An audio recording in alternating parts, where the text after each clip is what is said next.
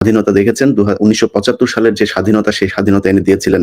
আপনারা যে মানুষটিকে দেখছেন, সেই মানুষটি জনাব মেজর ডালিম। আমি আপনাকে মেজর ডালিম বলেই চিনি, কারণ আপনার জীবনের সবচেয়ে যে পুণ্যের কাজটি করেছিলেন, সেটা মেজর ডালিম হিসেবেই করেছিলেন। যে কারণে আপনাকে আমরা মেজর ডালিম হিসেবেই ডাকতে স্বাচ্ছন্দ্য বোধ করি। আপনি জাতিকে অ্যাড্রেস করতে পারেন। ধন্যবাদ ইলিয়াস। আজ অনেক বছর পর দেশবাসীকে আমার তরফ থেকে, বিশেষ করে নতুন প্রজন্মের ছাত্র জনতা যারা ফ্যাসিবাদ বিরোধী আন্দোলনে আংশিক বিজয় অর্জন করেছেন, তাদেরকে আমি অভিনন্দন জানাই, সাথে লাল সালাম জানাচ্ছি। তবে বিপ্লব একটা সমাজে, যে কোনো রাষ্ট্রে একটি চলমান প্রক্রিয়া। সেই অর্থে তাদের বিজয় কিন্তু এখনো পুরোপুরি ভাবে অর্জিত হয়নি। তার জন্য আরো সংগ্রামের প্রয়োজন। পুরোপুরি ভাবে অর্জন করার পর তাদের এমন একটা অবস্থানে থাকতে হবে যেখান থেকে তারা নীতি নির্ধারণ করতে পারে। তাদের যে ইচ্ছা, চাহিদা, প্রত্যাশা, যার সাথে জনগণের প্রত্যাশা চাহিদা মিল রয়েছে, সেটা বাস্তবায়ন করার দায়িত্বটাও কিন্তু তাদের নিজেদেরই করতে হবে। তাদের দায়িত্ব অন্য কোনো মানুষ এসে করে দেবে না। সে যত বড় স্কলারই হোক, যতগুলি মেডেলের অধিকারী হোক, আমার দীর্ঘ জীবনের অভিজ্ঞতা বলে যে বিপ্লবী যে লক্ষ্য থাকে, সেই লক্ষ্য একমাত্র বিপ্লবীরাই সাধন করতে পারে, অর্জন করতে পারে। সেই জন্য তোমাদেরকে এখনই ঘুমিয়ে পড়ার সময়, ঘুমিয়ে পড়লে চলবে না, সজাগ থাকতে হবে। আগামী দিনে যত কঠিন সংগ্রামী হোক, সেই সংগ্রামে আল্লাহর উপর ভরসা করে তোমাদের যুদ্ধে ময়দানে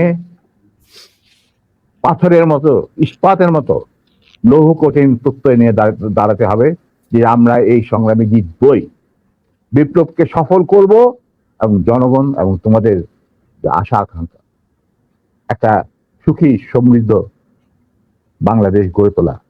এই ভারতীয় সম্প্রসারণবাদী হিন্দুত্ববাদী ভারত, যার কবজায় আমরা প্রায় চলে গিয়েছি, সেই অবস্থান থেকে সেই 71 মতো আরেকটি স্বাধীনতা আমাদের অর্জন করতে হবে। তা না হলে তোমাদের বিপ্লব ব্যর্থতাই পর্যবেসিত। আমি এর বেশি কিছু আর বলতে চাই না। স্যার, সরাসরি মানুষ এই 50 বছর যে প্রশ্নটা আপনাকে করার জন্য অপেক্ষায় আছে, আমি মনে করি 75 কেন হয়েছিল স্যার? ইলিয়াস, 75-এ তোমার কি বয়স ছিল আমি জানি না, তবে আমার জন্ম হয়নি স্যার। হ্যাঁ, তবে 75-এ যে মুজিব 70-এর ইলেকশনের সময়, 72-এর আগে, মানে 71-এর মুক্তি সংগ্রাম শুরু হওয়ার আগে ছিল, তার চরিত্র ছিল এক ভিন্ন প্রকৃতি। তিনি বাঙালি জাতীয়তাবাদের সংগ্রামে অবদান রেখেছেন।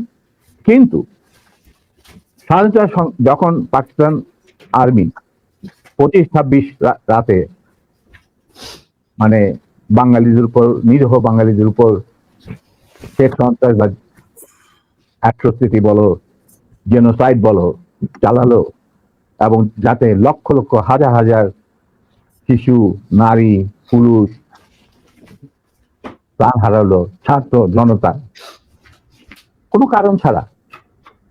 তারপর তখন সেই অবস্থায় আমাদের দেশের তথাকথিত বড় বড় জাতীয় নেতারা বিভিন্ন দলে, তাদেরকে কিন্তু কাউকে খুঁজে পাওয়া গেল। তারা তখন তাদের নিজেদের জীবন বাঁচিয়ে যার যার মতো জায়গায় চলে গেলেন। মুজিব স্বয়ং পাকিস্তান আর্মির কাছে ধরা দিলেন এবং তাদের সাথে একটা বন্দোবস্ত করে তার পরিবারের ভরণ পোষণের দায়িত্ব আর্মির হাতে তুলে দিয়ে তিনি পাকিস্তানে পাড়ি জমান। ডাক্তার কামাল হোসেন, যিনি ছিল major via media between Mujib and the army junta. তখন সেই দিকহারা দিশাহারা মানুষ বুঝতে পারছিল না বাংলাদেশে যে তারা কি করবে, তারা কোথায় যাবে, কিভাবে নিজের প্রাণ বাঁচাবে। সেই সময় চিটাগাঙ্গে থেকে ভেসে আসলো মেজর জিয়া স্বাধীনতার ডাক। আমি তখন পাকিস্তানে চাকরিরত অবস্থা। সেই ডাকে লোক, দেশের লোক একটা আলোর রশ্মি দেখলো যে হ্যাঁ, আমাদেরকে যুদ্ধের, আমাদেরকে এইভাবে মরণের হাত থেকে বাঁচার জন্য আমাদেরকে যুদ্ধ করতে হবে। Simple is that. আর সমস্ত দেশে সর্বপরিসরে লোক বিদ্রোহ, সেই মুক্তিযুদ্ধ সংগ্রামে ডাকে সাড়া দিয়ে মুক্তিযুদ্ধ গড়ে তুলল।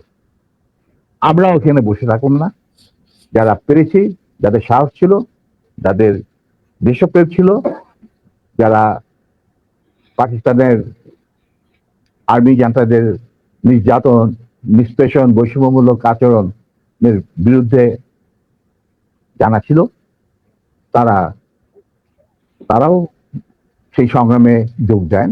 অনেকেই পালিয়ে এসে জীবনের ঝুঁকি নিয়ে।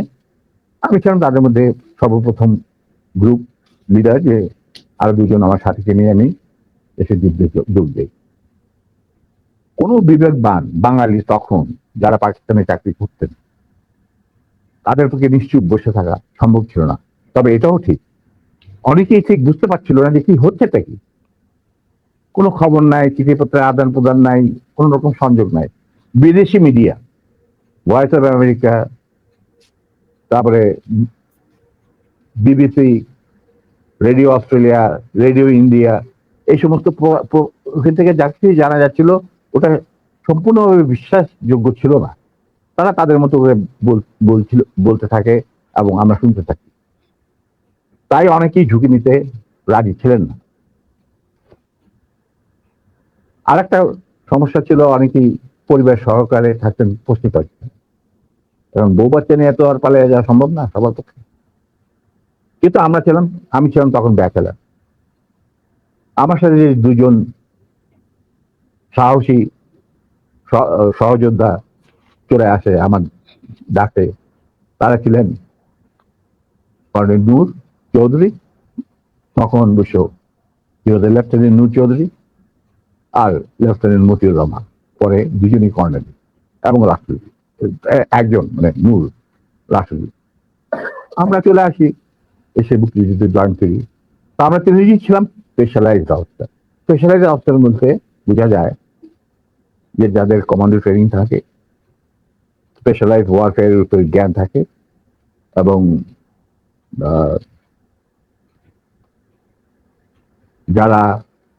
যাদের ইন্টেলিজেন্স অপারেশন কিভাবে বিশ্বজুড়ে চলে সে সম্পর্কে জ্ঞানে তারা অভিজ্ঞতা সঞ্চয় করেন বিভিন্ন কোর্সের মাধ্যমে।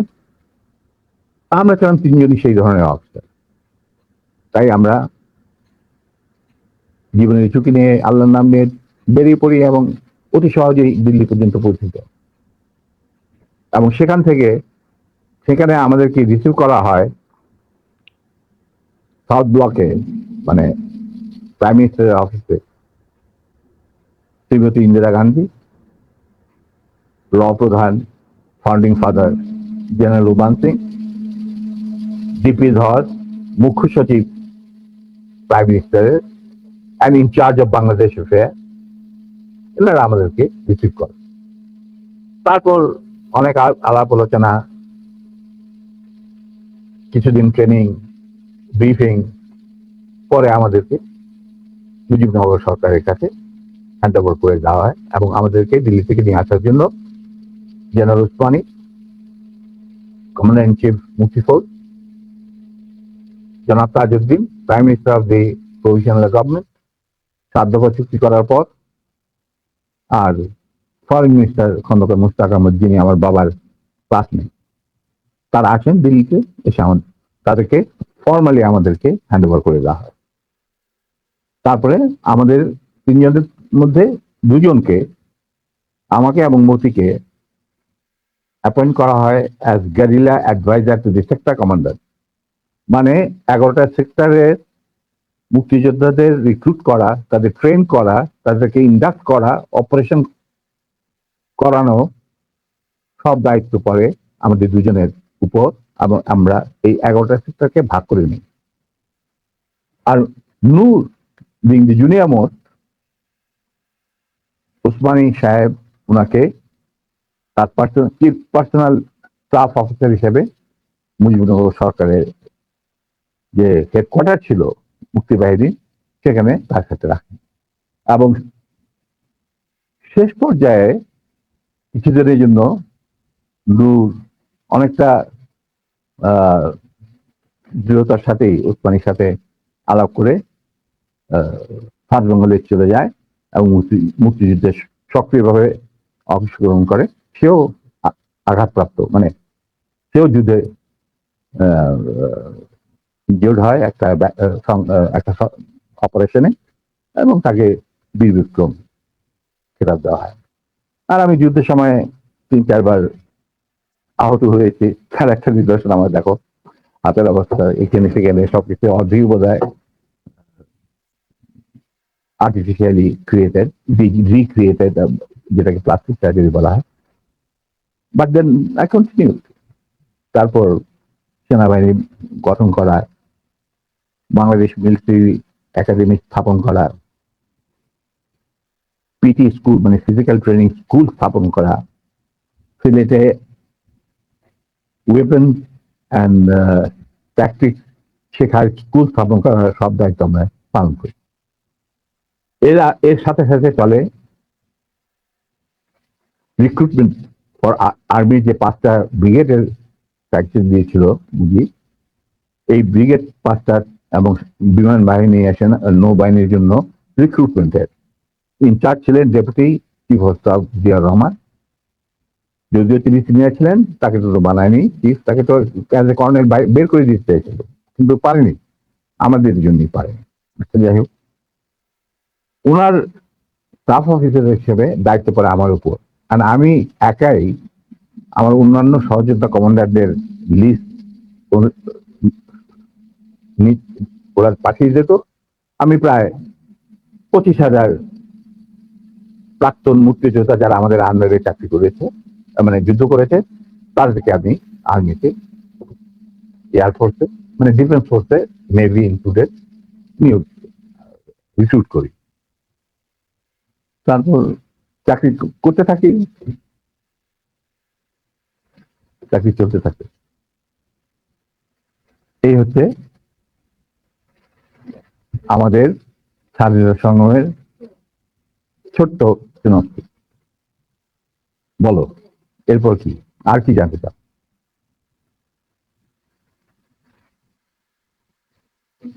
দুঃখিত না, এরপরের যেই আমার মূল প্রশ্নটা ছিল যে কোন পরিস্থিতিতে 75-এর 15ই আগস্ট হলো?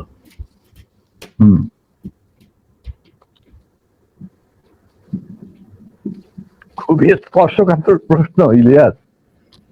নিজের বাদ্য নিজে বাজানো অনেক সময় ঠিক হয় না, কিন্তু তুমি যখন প্রশ্ন করেই বসলে তখন একটা ছোট্ট জবাব দেব। স্যার, এই আমার ইউটিউব চ্যানেলে আমি আজকে প্রায় 5 বছর হলো ভিডিও লাইভ করি, প্যাকেজ দেই। সোফার আই রিমেম্বার আমার সবচেয়ে বেশি একসাথে ভিউয়ার ছিল সম্ভবত 20 বা 25,000। আমি মাত্র খেয়াল করলাম এই মুহূর্তে 1,70,000 মানুষ এট এ টাইমে ওয়াচিং আওয়ার ভিডিওস। এটা তো তোমার, the credit goes to you. No, credit goes to you, man. Goes to you.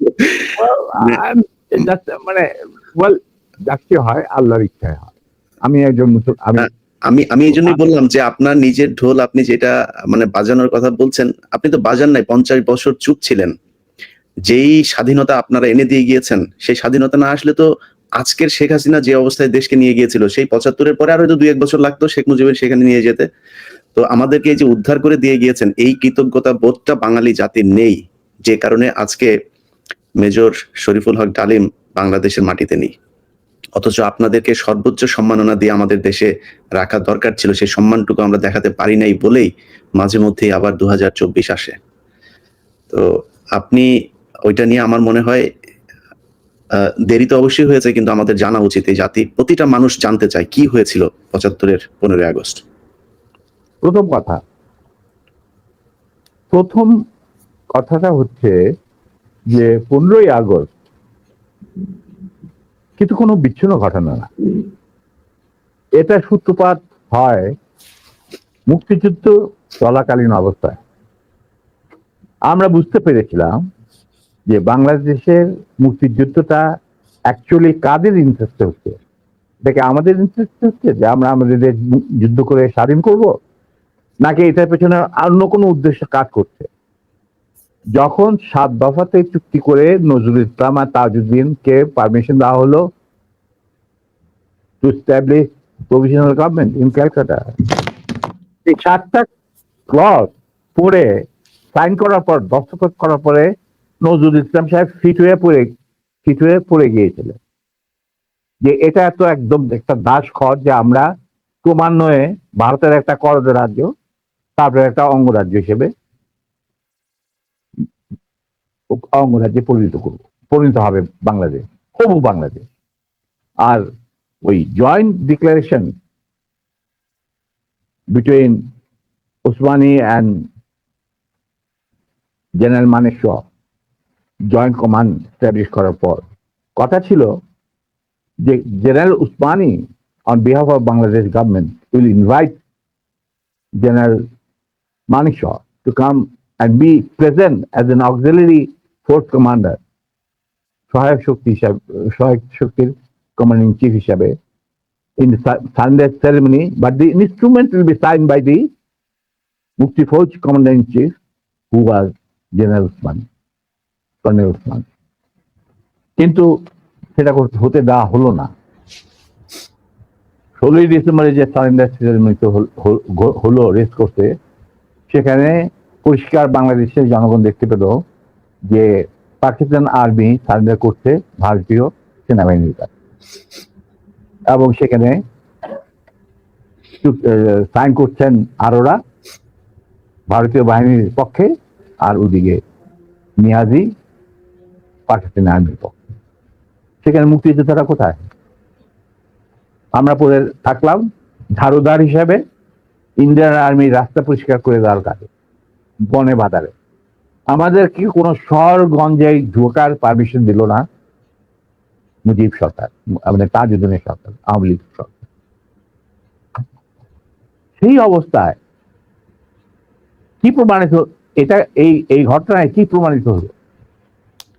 India প্রমাণ করলো সারা বিশ্বে যে বাংলাদেশের জনগণ নিজেরা যুদ্ধ করে দেশ স্বাধীন করেনি। বাংলাদেশ নামক একটি রাষ্ট্র প্রিমেচুরলি জন্ম দেওয়া হয়েছে as an outcome of Indo-Pakistan war, যেখানে ইন্ডিয়া জিতেছে। এইটা হলো ইতিহাসের শুরু। তারপর মুজিবকে যখন ছাড়া হলো, সে তো কিছুই জানতো না যে দেশ স্বাধীন হয়েছে, কোনো মুক্তি ফৌজ বলে কিছু ছিল, হাজার হাজার লোক দেশচ্যুত হয়েছে, প্রাণ হারিয়েছে, কি জানতো সে? তাকে যখন ছেড়ে দেওয়া হলো, তখন ইন্দিরা গান্ধী তাকে পাকিস্তানে ফোন করে বলল যে, ফোন করলো মুজিব, ফোন করে বলল যে আমি দেশে ফিরে যাচ্ছি। তখন ইন্দিরা গান্ধী যাওয়ার আগে আপনার সাথে দেখা করে আমি আপনাকে কৃতজ্ঞতা জানতে চাই। তো তখন ইন্দিরা গান্ধী বলল, কৃতজ্ঞতা তো জানাবেন, আপনি ফোন না করলে আমি আপনাকে ফোন করতাম, আপনাকে ঢাকায় সরাসরি আপনি যাবেন না, আপনি নয়াদিল্লি হয়ে যেতাম। মুজিব সেটাই করলেন, তিনি চলে গেলেন নয়াদিল্লি, লন্ডন হয়ে। সেখানে কি হলো, যেই 7 দফা চুক্তিতে সাইন করার পর প্রবাসী সরকার গঠন করেছিল তাজউদ্দিন আর নজরুল ইসলাম, সেই আওয়ামী লীগ বাংলাদেশে ক্ষমতা গ্রহণ করলো সারেন্ডারের পর ওই 7 দফা ভিত্তিতে। এবং সেই 7 দফাতে মুজিব স্বাক্ষর দেওয়ার পর ফিরে গিয়ে তিনি ক্ষমতা নিজে হাতে নিয়ে নিলেন।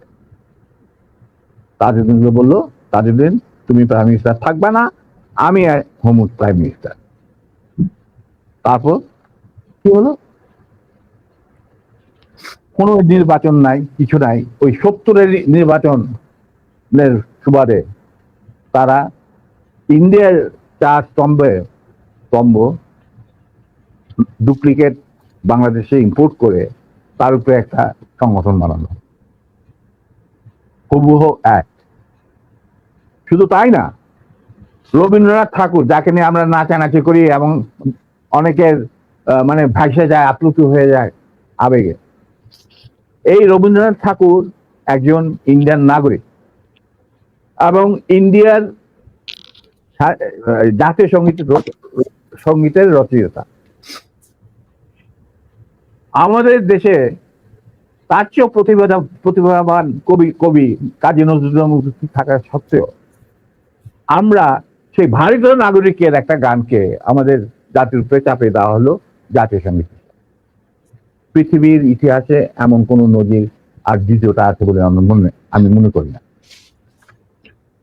কেন কোনো বাংলাদেশে যদি নজরুল ইসলামকে আমরা জাতীয় কবি আখ্যা দিয়ে থাকি, তাহলে নজরুল ইসলামের গান কেন হলো না? বা অন্য কারো গান হতে পারতো জাতীয় সঙ্গীত। ভালো ভালো কবি সাহিত্যিক ছিলেন আমাদের দেশে, কিন্তু পৃথিবীর ইতিহাসে কোথাও নাই যে বিদেশি এক নাগরিকে যে নাকি তার দেশের জাতীয় সঙ্গীত রচনা করেছে এবং আমাদের শুদ্ধ স্বাধীন বাংলাদেশে এসেও আমাদের জাতীয় সঙ্গীত রচনা করতে হবে। কি ধরনের কথা? That means you have nothing in your hand. তারপর মুজিবকে দিয়ে লক্ষ্মী বাহিনী সৃষ্টি করলো ইন্ডিয়া। তারা বাংলাদেশের সামরিক বাহিনীকে দুর্বল করে একটা নামে মাত্র সামরিক বাহিনী, হাতে লণ্ঠন, করে ঠনঠন, এই ধরনের একটা সেনাবাহিনী রাখবে। আর কারণ একটা সেনাবাহিনী তো রাখতেই হবে, কারণ যে কোনো জাতির মেরুদণ্ড হচ্ছে সেনাবাহিনী। ওই হাতে লণ্ঠন, করে ঠনঠন, আর আসলে তার চেয়ে অনেক শক্তিশালী একটা বাহিনী গঠন করলো ইন্ডিয়া। স্যার, ওই যে 7 দফাটা আমরা তো ইতিহাস পড়ে, আমরা তো আসলে সাক্ষী না, আমরা পড়ে মানুষের জানানোর চেষ্টা করেছি। আপনার স্মরণ আছে 7 দফাটার কথা? কি কি ছিল ওই দফা? যদি কয়েকটা গুরুত্বপূর্ণ জায়গা যদি মনে রাখেন। দেখো, আমি তো অ্যাকচুয়ালি 7 দফায় একদম টোটো এগুলো আমার বইতে লেখা আছে। এটা কেন জিজ্ঞেস করলাম স্যার, কারণ হচ্ছে মানে আপনি করতে পারবেন না স্যার, সেনাবাহিনী তো 7 দফা মানলে করতে পারবেন না স্যার। আমার পক্ষে হয়তো এখন রিকালেক্ট করা অফেন ডিফিকাল্ট, কারণ আমার মাথায় অনেক কিছু খেলা করে। জি স্যার। দু একটা জিনিস বলছি, যেমন ধরো মুজিব এবং তার সরকারকে প্রোটেকশন দেওয়ার জন্য ইন্ডিয়ান আর্মি অবস্থান করবে বাংলাদেশ। বাংলাদেশের কোনো শক্তিশালী সামরিক বাহিনী গঠিত হবে না। বাংলাদেশের কোনো স্বাধীন বৈদেশিক নীতি থাকবে না। বাংলাদেশের শাসন ব্যবস্থা, আমলাতন্ত্র, শিক্ষা ব্যবস্থা, স্বাস্থ্য ব্যবস্থা, শিল্প ব্যবস্থা, কৃষি ব্যবস্থা সবকিছুই চলবে ভারতীয় বিশেষজ্ঞদের ইচ্ছা মতো। তারা মুজিব বিরোধী কোনো মানুষকে বাঁচিয়ে রাখা হবে না। তার জন্য যত লোক মারা দরকার মারা হবে, যত লোককে লুলা ল্যাংড়া করা হবে, চক্ষু তুলে নেওয়া হবে, মেয়েদের ইজ্জত লুণ্ঠন করা হবে, কোনো সমস্যা নেই। এইভাবে প্রতিপক্ষের উপর ঝাঁপিয়ে পড়ায় 40,000-এরও বেশি লোক মারা গেছে, সেটা সবাই জানে, প্রতিপক্ষে আসছে। তারপর আমরা একটা করদরাজি পরিণত হয়ে গেলাম। কিন্তু সমস্যা দেখা দিল যে বাংলাদেশের মাটিতে যদি যে ইন্ডিয়ান সোলজাররা অবস্থান নেয়, তাহলে বিদেশ থেকে কোনো দেশেই বাংলাদেশকে স্বীকৃতি দিতে রাজি না। কারণ পাকিস্তান ইতিমধ্যে সিকিউরিটি কাউন্সিল থেকে একটা আইন পাস করে নিল যে বাংলাদেশে কে নিয়ন্ত্রণ করতে ভারত, তাদের সেনাবাহিনীর মাধ্যমে, মুজিব সরকারের মাধ্যমে। অতএব এটা একটা ডিসপিউটেড টেরিটরি, এটা একটা স্বাধীন দেশ নয়। তাই আপনারা স্বাধীন কিভাবে রিকগনাইজ করবেন মুজিবের সরকারকে? এরপর এই অবস্থায় ইন্দিরা গান্ধী পড়ল মুক্তিপথে, তো আজ মুজিব সরকার। তখন ইন্ডিয়ান সরকার ডিসাইড করলো যে ঠিক আছে, আমাদের সোলজার আমরা ফেরত নিয়ে আসবো, তার পরিবর্তে আমরা জাতীয় রক্ষী বাহিনী বানাই, তাই করা হলো। তো যে কাজটা ইন্ডিয়ান আর্মি করছিল সেটা পরে জাতীয় রক্ষী বাহিনী করলো। আর কি ধরনের অত্যাচার, অবিচার, কি ধরনের মানে হত্যাযজ্ঞ, গুম খুন এবং অনাচার অবিচার মুজিব সরকার করছিল, সেটা খতিয়ান তো তুমি আমাকে ভালো জানতে। অনেকে এই বিষয়ে লিখেছেন, সাহসী যারা তারা লিখেছেন, আমিও কিছুটা লিখেছি। সেখানেই শেষ হলো না। তারপর দেখা গেল যে সেই সুতিগার থেকে মুজিব কায়েম করলেন একদলীয় এক ন্যায়তত্ত্ব স্বৈরাচার শাসন বাদশা, এবং নিজেকে তিনি আজীবন রাষ্ট্রপতি হিসেবে ঘোষণা দিবেন সিদ্ধান্ত না হলো। এই বাকশালের মেম্বার সবাই সেই বাকশাল করার পর মুজিবের শক্তি বেড়ে গেল, তার নিষ্ঠুরতা এমন অসহনীয় পর্যায়ে চলে গেল, ইলিয়াস লুটপাট, মার ধর, চোরাচালান, নকল টাকা ছাপানো ভারত থেকে, এই সমস্ত মানে একটা আমাদের মনে অস্তিত্বই এমন অবস্থায় গিয়ে থাকলো যে মানুষ একদিন মুজিবের জন্য দোয়া করেছিল যে আল্লাহ আমাদের এই মুজিব আমাদের চোখের মনি, আমাদের বাঁচাবে, দেশকে স্বাধীন করবে, বাঙালিদের ন্যায্য অধিকার আদায় করবে। সেই মুজিবের জন্য লোকজন আল্লাহর কাছে দোয়া চাচ্ছিল যে আল্লাহ আমাদের আজাদ দাও, নমরুদের হাত থেকে আজাদ দাও, আমরা শেষ মরে যাচ্ছি, সব কোথাও কোনো কেউ নেই প্রতিবাদ করা। এটা তো আমরা যারা সেনাবাহিনীতে তখন ছিলাম, যারা দেশপ্রেমী যোদ্ধা, তারা ঠিক মেনে নিতে পারেনি। যেভাবে তারা মেনে নিতে পারেনি পাকিস্তানের জান্তাদের অবিচার এবং দুরাচার। এরই পরিপ্রেক্ষিতে তাদের নেতৃত্বে সংগঠিত হয় একটা সেনা বিপ্লব। অনেকে বলে মুজিবকে মারা হলো কেন? মুজিব তো মারা যায় নাই, মুজিব নিহত হয়েছে একটা সেনা অভ্যুত্থানে ঘটাকালে। সেনা অভ্যুত্থান তো আর খালেদাতে মার্বেল খেলে না, ওখানে দুই পক্ষ থেকেই গোলাগুলি হয় এবং হতাহত হয় দুই পক্ষে। যেমন মুজিবের পক্ষের কিছু লোক মারা গেল, সেভাবে বিপ্লবীদের, সেনা অভ্যুত্থানকারী বিপ্লবীদের তরফ থেকে কিছু লোক প্রাণ হারা। এটাই বাস্তবতা। কিন্তু তারা বিজয়ী হয়ে গেল, বিপ্লবীরা বিজয়ী হলো, তারা ক্ষমতা তাদের নিজের হাতে নিয়ে নিল।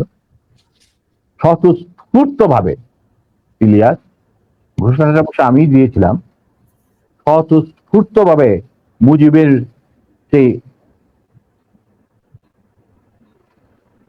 মৃত্যুর খবর জানার পর আর বাকশালের পতনের খবর জানার পর লাখো লাখো লোক, মানে দেশের রাস্তা ঘাট, গঞ্জ, শহর, বন্দর, নগর, গ্রাম, সবাই আনন্দ মিছিল বের করলো। আমরা তো এই সমস্ত লোকজনকে ডেকে নিয়ে আসিনি, স্বতঃস্ফূর্ত ভাবে লোকজন। আর যে সমস্ত রাজনৈতিক নেতা বা দলগুলো আন্ডারগ্রাউন্ড ছিল, তারাও বেশ জনসমর্থন নিয়ে রাস্তায় চলে আসে। এইভাবেই জনস্বীকৃতি পেয়েছিল 15 আগস্টের 32 সামরিক অভ্যুত্থান। এবং পরবর্তীতে খালেদ মোশাররফের প্রতিক্রিয়াশীল কুচক্রীদের কুদেতার বিরুদ্ধে ঘটা 7 নভেম্বরের সিপাহী জনতার বিপ্লব, এগুলো সব একই সূত্রে বাঁধা। তো আমি বলবো যে আমাদের ফার্স্ট রিপাবলিক ছিল, ফ্রান্স রেভলিউশনের পরিপ্রেক্ষিতে বলছি, ফার্স্ট রিপাবলিক ছিল 71 মুক্তিযুদ্ধ, তারই ধারাবাহিকতায় হয়েছে 75 আগস্ট বিপ্লব, তারই ধারাবাহিকতায় থার্ড রিপাবলিক হয়েছে 1924 সালের ছাত্র জনতার গণ অভ্যুত্থান। এখন যেহেতু আমি বলেছি যে সম্পূর্ণ বিজয় আমাদের এখনো অর্জিত হয়নি, চলমান বিপ্লবের গতিধারায় সংগঠিত হবে চতুর্থ রিপাবলিক, মানে চতুর্থ বিপ্লব। আমি এবং আমার সাথী ভাইরা যারা এখনো বেঁচে আছেন, যে অবস্থাতেই আছে। আমরা যদি আমাদের বর্তমান প্রজন্মের বিপ্লবীদের, ছাত্র জনতা, তাদের বিপ্লবী কাণ্ডে কোন রকম অবদান রাখতে পারি, আমাদের নিজস্ব অভিজ্ঞতা, যোগাযোগ থেকে, তাহলে আমরা সেটা করতে প্রস্তুত, পিছপা হব না ইনশাআল্লাহ। এবং আমরা তাদেরকে শ্রদ্ধা, সালাম এবং বিপ্লবী সালাম সাথে মন থেকে দোয়া করছি যে তাদের বিপ্লব যাতে ব্যর্থ না হয়, তারা যাতে বিজয় সংগঠিত করে, বিজয় অর্জন করে, তারা যাতে একটা সুখী, সমৃদ্ধ, শক্তিশালী বাংলাদেশ গড়ে তুলে তাকে দুর্যোগ ঘাঁটি হিসেবে স্থাপিত করতে পারে। এই আমার বক্তব্য। আচ্ছা, আমার চাওয়া কিছু নাই স্যার, কিন্তু একটা কোয়েশ্চেন, ধরেন আপনি যে বিপ্লবের কথা বললেন, ধরেন 24-এর বিপ্লবের যারা নেতৃত্ব দিয়েছে তারাও আমার এখানে কথা বলেছেন। আপনার লাইভে এই মুহূর্তে 4.5 লাখ মানুষ দেখছে, এবং আমি কমেন্টগুলো পড়ছিলাম, আমি বোঝার চেষ্টা করছিলাম যে আসলে কি। আমার মনে হয় এ পর্যন্ত কয়েক লাখ কমেন্টের মধ্যে বোধহয় 10টা কমেন্ট পড়েছে আপনাকে গালি দিয়েছে বা আমাকে গালি দিয়েছে। এত জনপ্রিয় একজন মানুষ, আপনি দেশ থেকে চলে যেতে হলো কেন স্যার? সেই কাহিনীতে এই মুহূর্তে যাওয়া ঠিক হবে কি? মাফ করে দিয়েছি। জিয়া রহমান আমাদেরই একজন ছিলেন। আচ্ছা, তুমি ফ্র্যাঙ্ক উইথ, উনি কোরআন শপথ নিয়ে আমাদের সাথে কাজ করতে রাজি ছিলেন, কিন্তু পরবর্তী পর্যায়ে তিনি তার নিয়ত থেকে সরে আসেন। তার জন্য তো আমরা দায়ী নয়, উনি দায়ী। এবং যদি ভালো করে থাকেন সেটা প্রাপ্য তিনি হয়তো পেয়েছেন, যদি খারাপ করে থাকেন সেটা আমাদের সাথে না চলায় যদি তার কিছু খারাপ হয়ে থাকে, তার জন্য তো আমরা দায়ী নই। তবে হ্যাঁ, একটা সময়ে আমি যখন চিনেছিলাম রাষ্ট্রদূত, তিনি আমার বাবা কিন্তু জিয়া রহমানের ক্যাবিনেটের সিনিয়র মিনিস্টার পদে নিযুক্ত ছিলেন। কারণ আমার বাবা মনে করতেন যে আমরা জিয়া রহমান সব এক, কিন্তু উনি ভেতরে খবর জানতেন না। জিয়া রহমান যখন দেখলো যে তিনি সেনা পরিষদের প্রায় 4,000 লোককে মেরে ফেলেছেন, তার ক্ষমতাকে কুক্ষিগত করার জন্য, তারপরে যখন তিনি দেখলেন যে তার অবস্থা খুব খারাপ, ভেতরের খবরটা সাধারণ জনগণ দেখে না। সাধারণ জনগণ দেখছে জিয়া রহমান সারনাস, ব্রেবন, গঞ্জি, কাঁধে কোদাল বসে আছেন, এই সমস্ত। কিন্তু ভেতরে যে কি হচ্ছিল আসল ক্ষমতা কেন্দ্রে, সেই সম্পর্কে সাধারণ জনগণ জানারও কোনো সুযোগ ছিল না, তারা জানতেন না। সেখানে তার অবস্থা ছিল নরবলে, কারণ ওখানে তিনি ডিভাইড এন্ড রুল নীতি প্রয়োগ করেছিলেন, যেটা খুবই মারাত্মক একটা হুমকি ছিল তার জন্য। তিনি হয়তো বুঝতে পারেন না। তিনি যখন রাষ্ট্রীয় সফরে আসেন, আমার বাবাকে deputy head of the delegation করে নিয়ে আসলেন এবং আমাকে বললেন যে let us forget and forgive, তোমরা আমাদের পাশে দাঁড়া। আমরা বললাম স্যার, এটা আপনার পক্ষে, আপনার বললেন আমি কৃতার্থ, কিন্তু আমার মনে হয় আমাদের পক্ষে সেটা সম্ভব। কারণ এর জন্য সম্ভব না, আপনি আমাদের সহকর্মীদের রক্তে যে রক্তক্ষরণ ঘটিয়েছেন, সেই রক্ত মারিয়ে আপনার পাশে যদি গিয়ে দাঁড়াই, প্রথম গুলিটা আমাকেই যেতে হবে, মুনাফেক হিসাবে। আমি আপনাকে বাধা বলছি, বা আমরাই বা আপনাকে বাধা বলছি, সে রাস্তা তো আপনি বন্ধ করে দিয়েছেন। এটা কত সালে স্যার? এটা যে জিয়া রহমান কোন সালে গিয়েছিল, মনে হয় 81, 76 না 77, সামথিং লাইক দ্যাট। ওই যে ওনার একটাই রাষ্ট্রীয় সফর ছিল চীনে, এটা তুমি দেখে নিতে পারো, আমার বইতে লেখা আছে। আচ্ছা, 77 বলতে। এবং তার সাথে যে আমার কি ডায়লগ হয়েছে 1 to 1, যেটা আর কেউ উপস্থিত ছিল না, পাশের ঘরে অবশ্য বেগম সাহেবা ছিলেন। আচ্ছা স্যার, আরেকটা জিনিস পরিষ্কার হয়েছে স্যার, আপনি কি একটা বলছিলেন যে কোরআন শপথ করা হয়েছিল, মানে কি হয়েছিল? আমি বলি, শোনো, এই যে সেনা পরিষদ, আমরা যখন ভারতে যুদ্ধ করছিলাম, যখন আমরা বুঝতে পারলাম ভারতের গেম প্ল্যানটা, তাদের একটা শুধু প্রসারী চক্রান্তমূলক আহ, একটা পরিকল্পনা রয়েছে বাংলাদেশকে প্রথমে ক্লায়েন্ট স্টেট, তারপরে অঙ্গভূত করা, সিকিমের মতো। হুম, আর সেখানে লেন্দুদ্দোজি ছিলেন, আমাদের মুজিবুর রহমানকে বানানো হলো তাজউদ্দিন, আর পরে মুজিবুর রহমানকে বানানো হলো সেই লেন্দুদ্দোজ। এটা যখন আমরা বুঝতে পারলাম, তখন সমমনা কমান্ডার যারা পলিটিক্যালি কনসিয়াস ছিল ছাত্র জীবনে, ধরো পরবর্তী জীবনে, তখন আমরা বললাম যে আরে আমাদের তো আসল যে যুদ্ধ সেটা তো হবে স্বাধীনতার পর।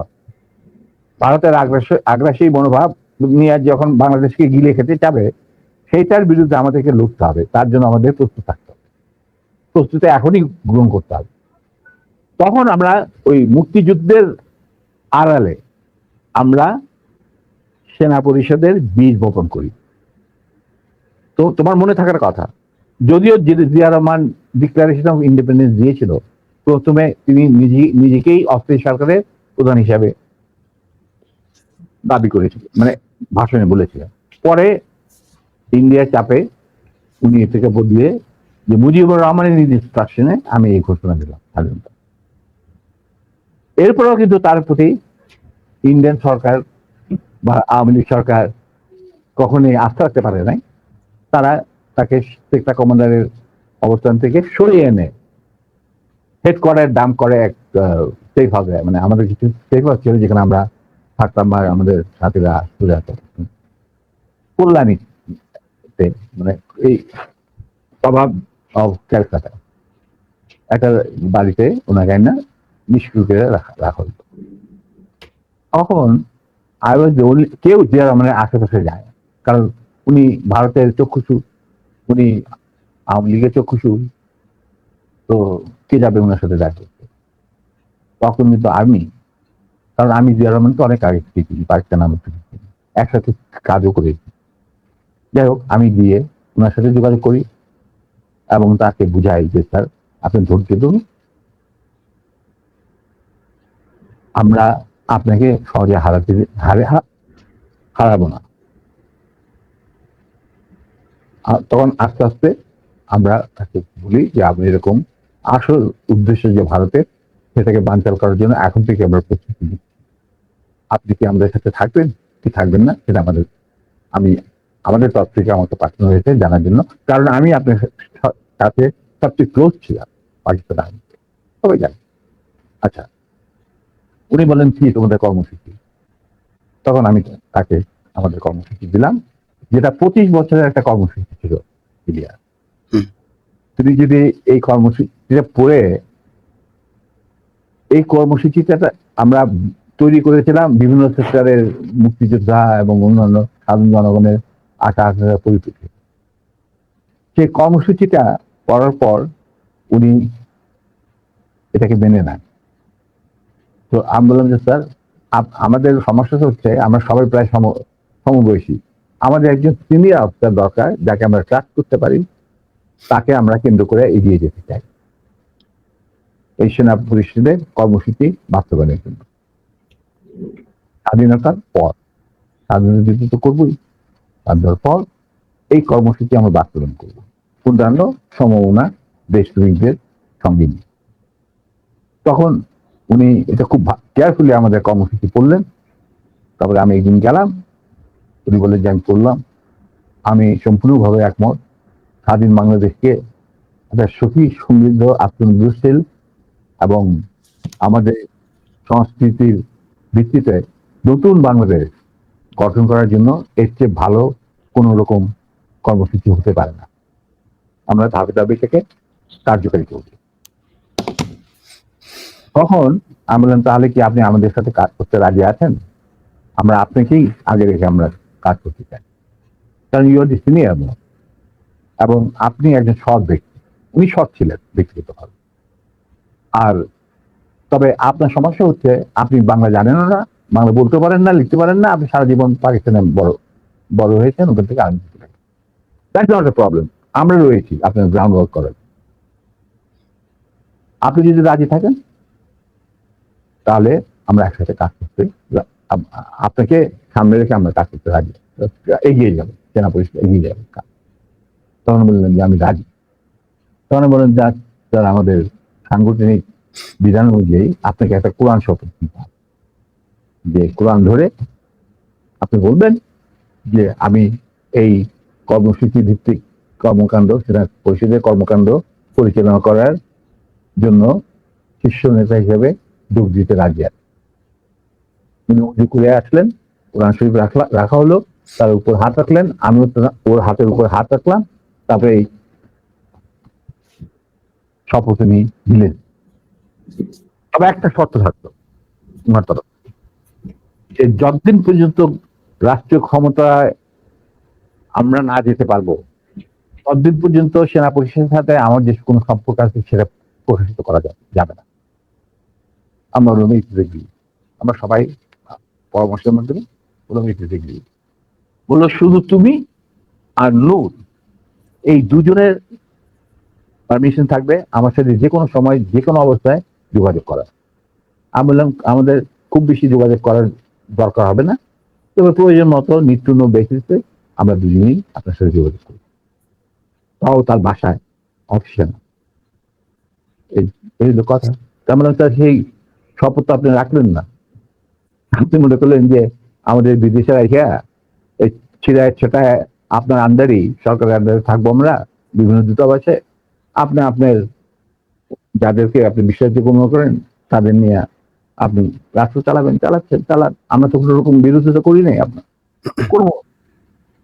আজ আপনি আমার বাবার সামনে বলছেন যে তোমরা let us forget and forgive and start afresh. রাজনীতিতে বা রাজনীতি হলো দাবা খেলা। একটা চাল দিয়ে চাল আবার পিছনে নেওয়া যায় না, চালের আগে আপনাকে চিন্তা করতে হয়, এটা একবার চাল দেওয়ার পর আর সেটাকে ফেরত নেওয়া যায় না। আপনি হাউ ক্যান উই স্টার্ট এফ্রেশ? এটা সম্ভব না। এইভাবে আমাদের মিটিং শেষ হয়ে যায়। আপনাদের ওই 25 বছরের পরিকল্পনাতেই কি শেখ মুজিবকে ক্ষমতাচ্যুত করার পরিকল্পনা ছিল? অবশ্যই। Sheikh Mujib was a major player to implement the Indian design over Right. G sir. কিভাবে তুমি দেশে মানে জাতীয়তাবাদী ভিত্তিতে নিজের সংস্কৃতি, নিজেদের ঐতিহ্য ভিত্তিতে, নিজেদের ধর্মীয় চেতনার ভিত্তিতে তুমি বাংলাদেশ বানাবে কিভাবে? How it is possible? এই প্রশ্নটা তো আমার মনে হয় তোমার করাই উচিত ছিল না। এটা করার উচিত ছিল না কেন? এটা করলাম আপনার মুখ থেকে শোনানোর জন্য। এটা শুনলে হয়তো অনেকেই মনে করতে পারে, আওয়ামী লীগ হয়তো এটা নিয়ে কথা বলবে যে জিয়াউর রহমানও তাহলে তাকে ক্ষমতাচ্যুত। আমি কিন্তু এখানে হত্যা করার কথা বললাম, বলেছি ক্ষমতাচ্যুত করার কথা জানতেন। He was a casualty. Right. He was a casualty in a conflict. It's a crossfire. Right. তো এখন এই জায়গাতে শেখ মুজিবকে করার পরে আমি ব্যক্তিগতভাবে জিয়াউর রহমানের প্রতি আমার সম্মান একটু কমে নাই, কারণ ওইটা ছিল মেন কালপিট এই শেখ মুজিব। তো তাকে তো সরাইতেই হবে এনিহাউ। আপনাকে সেটা আমি তোমাকে একটা কথা বলবো। জি স্যার। আমি একজন মুসলমান হিসাবে বা একজন মানুষ হিসাবে, কেউ মানে মানুষ বা একজন মুসলমান হিসাবে আমি কাউকে জাতির পিতা, জাতির মাতা, জাতির বন্ধু, জাতির ভাতিজা এগুলি আমি মানি না। এগুলি সঠিক বয়ান নয়। স্যার আপনি তো সেক্টর কমান্ডার ছিলেন, মানে বীর উত্তম ছিলেন একজন। আমি শেষ করি নাই। আমরা এই যে সভ্য সমাজ তথাকথিত, যেখান থেকে আমরা গণতন্ত্রের সবক নেই, যেখান থেকে আমরা মানবাধিকারের সবক নেই, যেখান থেকে আমরা শিখি হোয়াট ইজ ব্যক্তি স্বাধীনতা, বলার স্বাধীনতা, এই সমস্ত যেখান থেকে আমরা সবক নেই, সেই সমস্ত দেশে কি জাতির পিতা, জাতির বার্তা, এই সমস্ত আছে? বলো কোন দেশ আছে? ইউএসএতে কয়েকজনকে তারা মানে ইউএস এর ফাউন্ডার মনে করেন। ফাউন্ডিং ফাদারও কেউ বলে না। দেখো Nelson Mandela was a friend of mine, উনি তো কোনদিন একসেপ্ট করেন নাই যে তাকে বলা হোক জাতির পিতা। জম্মু কেনিয়াটা ওনাকে তো জাতির পিতা বলা হয় না। প্যাট্রিক লুমুম্বা অফ জাম্বিয়া, ওনাকে তো জাতির পিতা বলা হয় না। স্যার পিতা যদি বলা হয়, যেমন ভারতে এই কালচার আছে, কিন্তু ভারত যদি ভারতের কালচারকে মানবো কেন? না, যদি মানা হয় সেই ক্ষেত্রে স্যার মোহাম্মদ আলী জিন্নাহ বাংলাদেশের জাতির পিতা হবে, কারণ সে দুই জাতি তত্ত্বের ভিত্তিতে দুই রাষ্ট্র গঠন করে দিয়ে গেছে। মোহাম্মদ আলী জিন্নাহ কোনোদিনই বাই আমি সার্টিফিকেট বলছি স্যার, যদি হয়, যদি তারা করতেই চায়, তো তাহলে সে হবে। শোনো, জি, জি sir. I am very straight. কারণ আমার নানারা সব ছিলেন ইয়ার সন্দীপ আলিগড়, তারাই প্রতিষ্ঠা করতে মুসলিম লীগ নওয়াজ সাহেবের নেতৃত্বে। I come from a political family. My father was the GS of Dhaka University. ঠিক আছে? Now, he became the leader of the youth and student front of Muslim League. ওনারাই বিলেত থেকে নিয়ে আসছিল জিন্নাকে টু প্রোভাইড লিডারশিপ। তাদের এক point agenda, মুসলমানদের যেন স্বাধীন দেশ চাই, নো আদার থিং। এবং প্রথম গুলি খায় এই পাকিস্তান আন্দোলনের মুভমেন্টে কারমাইকেল কলেজের একটা ছাত্র, যেই প্রসেশনের নেতৃত্ব দিচ্ছিলেন আমার বাবা, বুঝলে? অতএব আমার মনে হয়, আমি জিন্দাকে যতটুকু জানি, তিনি নিজেও কোনোদিন জাতির পিতা হিসেবে খেতাব নিতে রাজি হতেন। জি স্যার। স্যার, আমাদের অনেকগুলো খুব গুরুত্বপূর্ণ কোশ্চেন আছে, যে কোশ্চেনগুলো মানুষ অনেক এই 50 বছর অপেক্ষা করছিল। আমরা দ্রুত কোশ্চেনে যে পরের কোশ্চেনটা স্যার, মানে ইয়েস নো স্যার, দুই এতে জবাব। আমার দর্শকরা আর তোমার দর্শকরা, আপনার দর্শক স্যার, তোমার দর্শক, আমি আমার দর্শক বলবো না, এটা তোমার দর্শক।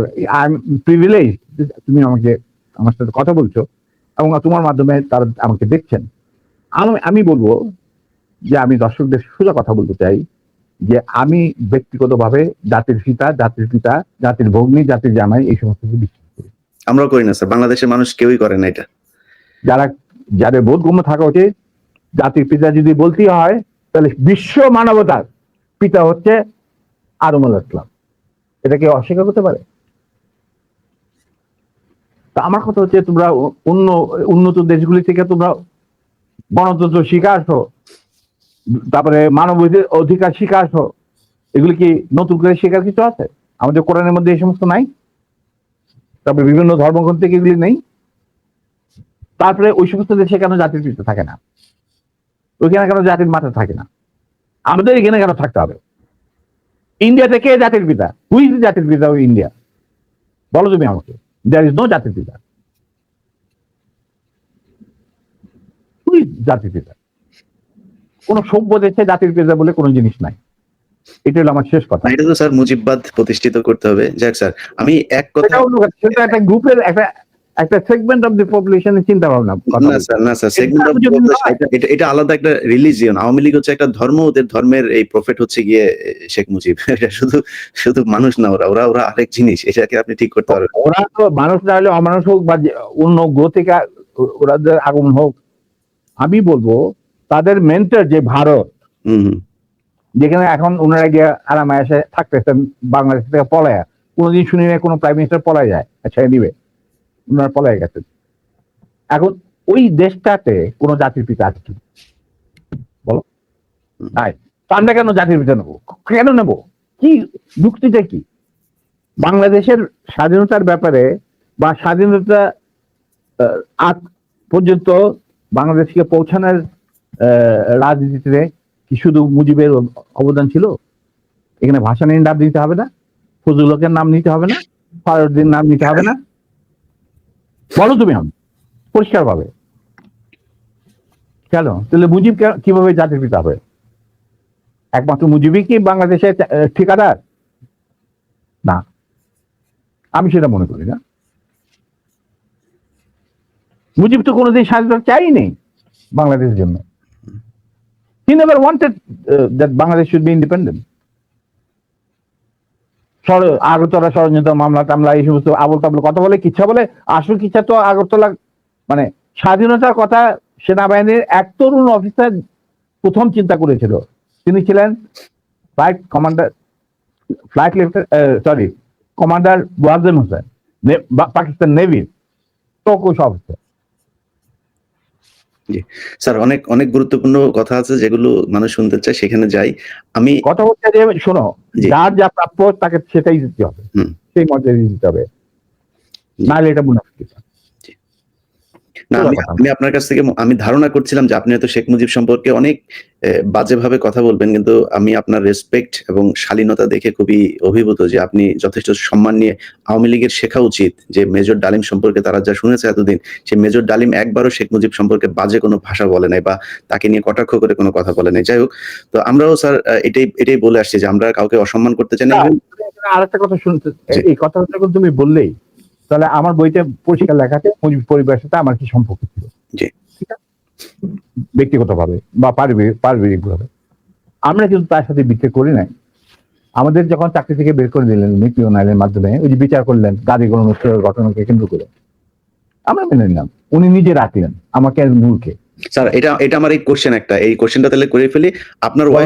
আপনার ওয়াইফকে অপহরণ করেছিল এই শেখ মুজিবের, তারপর গোলাম মোস্তফার ছেলে, এরা কামালের বন্ধু বান্ধবেরা, এটা না, গাদি গণহত্যা নিজে ছিল। তো হ্যাঁ, নিজে। আপনার স্যার, আপনি এটার বিচার চেয়েছিলেন শেখ মুজিবের কাছে। আমার বউ করেন। জি, কন্টিনিউ করেন স্যার এবার। হ্যাঁ, যে আপনি প্রাইম মিনিস্টার, কারণ ঘটনাটা কি ছিল স্যার? ঘটনাটা কি ছিল স্যার, একটু শুরু থেকে বলুন। এটা একটা মানে মজার ঘটনা। আচ্ছা, তুমি শুনতে চাও? তুমি তো আমার বইতে লেখা আছে যদিও। সবাই শুনতে চায় স্যার, সবাই, আমি একা না, সবাই শুনতে চায়। ঘটনাটা হচ্ছে, আমার এক খালাতো বোন, তার নাম তাহমিনা।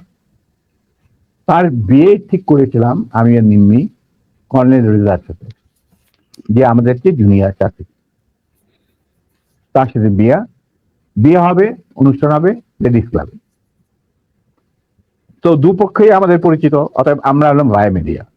ঠিক আছে। তখন আমরা কি করলাম, সমস্ত অ্যারেঞ্জমেন্ট আমাদের উপরে দায়িত্ব আসলো।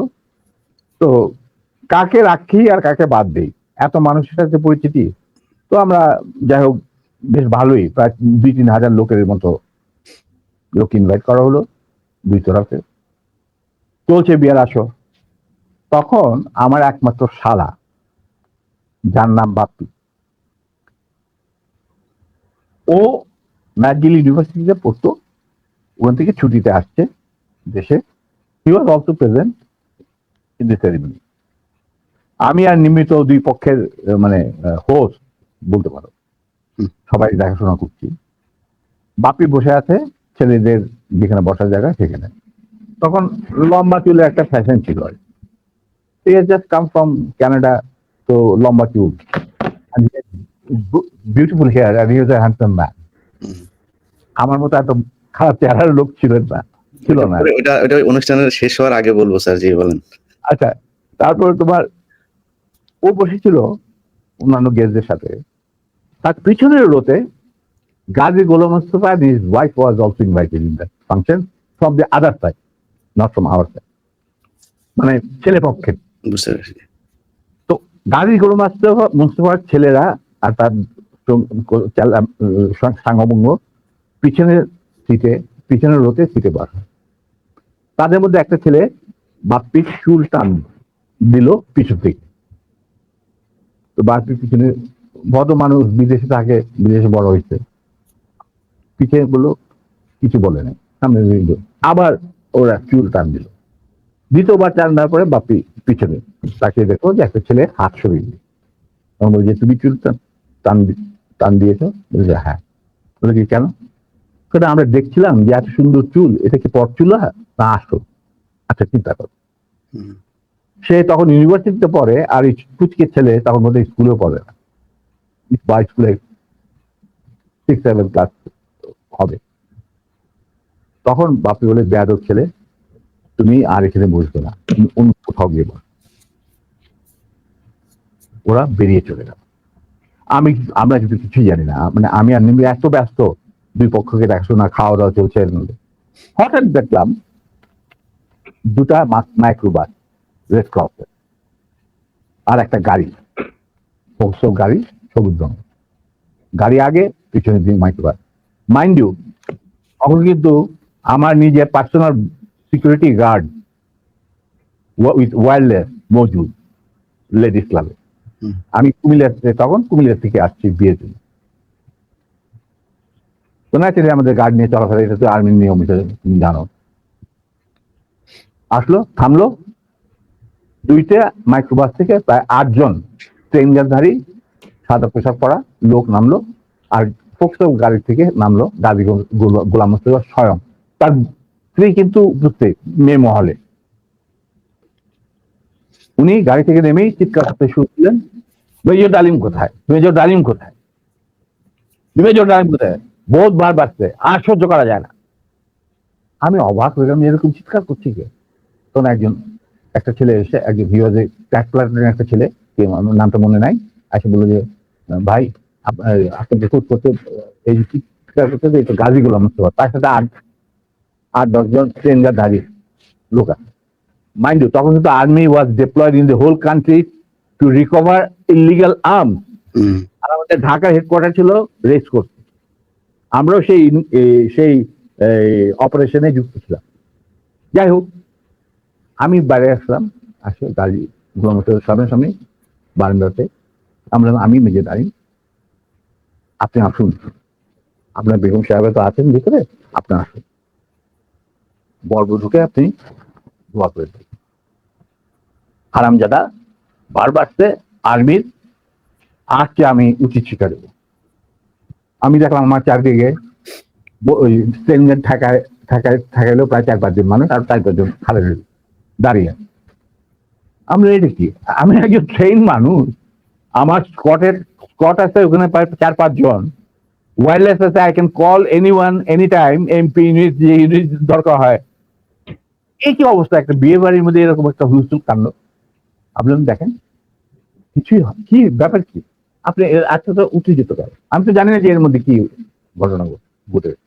ওটা ওঠ, এ উঠা মাইক্রো বাইক, আমাকে ঠেলতে ঠেলতে নিয়ে যাচ্ছে মাইক্রো। আপনি ব্যাপার কি গাড়িতে, এটা একটা বিয়ে বাড়ি, একটা মেয়ের বিয়ে হচ্ছে, আর আপনি আমাকে বলছেন উঠ, কি আমার কাপড় টাপড় ধরে এটা 4 জন মিলা আমাকে উঠালো। খবর চলে গেল ভিতর অন্য মহলে, নিম্মি আর আমার শাশুড়ি, আমার খালার শাশুড়ি মানে কন্যার মা, উনি বেরিয়ে আসলেন। ওনারা আসলেন যে কি ব্যাপার, দেখে যেরকম আমাকে ঠেলাঠেলি করে উঠানো হচ্ছে মাইক্রোবাসে। আমি মাইক্রোবাসে উঠলাম, উঠে দেখি চুল্লু আর আলম নামে 2 জন মুক্তিযোদ্ধা, ক্র্যাক প্লাটুনের সদস্য, তারা ছিল আমার ছোট ভাই স্বপনের সাথে, স্বপন বীর বিক্রম। ওদেরকেও মারতে মারতে মানে রক্ত বের করে ফেলেছে, মুখ দিয়ে রক্ত ঝরছে, আহত অবস্থায় তারাও মাইক্রোবাস। তখন আমার খালাম্মা গাছকে বললো, গাছ আপনি কি করছেন, আমার মেয়ের বিয়ে হচ্ছে, আর তারা বর পক্ষেরও কন্যা পক্ষেরও, কি হয়েছে কি, ওরা তো ব্যস্ত। বলে আমি ওদেরকে উচিত শিক্ষা দেবো, ওকে আমি উচিত শিক্ষা দেবো। তখন আমার স্ত্রী বললো যে আপনি তাকে একা নিয়ে যেতে পারবেন না, আপনি আমাকে সঙ্গে নিয়ে যেতে। ঠিক আছে চল, ওরেও ঢাকা দিয়ে উঠায় দিল মাইক্রোবাসে। তখন আমার খালা বললেন, কাজী সাহেব আপনি কিন্তু বাড়াবাড়ি করছেন, ঠিক আছে, যেখানে আপনি নিয়ে যেতে চান আমিও যাবো সাথে। কাজী কি স্যার তখন ঢাকা আওয়ামী লীগের সভাপতি নাকি? তখন সে আওয়ামী লীগের সভাপতি নয়, he was also the chairman of the Red Cross, বুঝতে পারলাম। শেখ মুজিবের সবচেয়ে প্রিয় লোক সে তখন।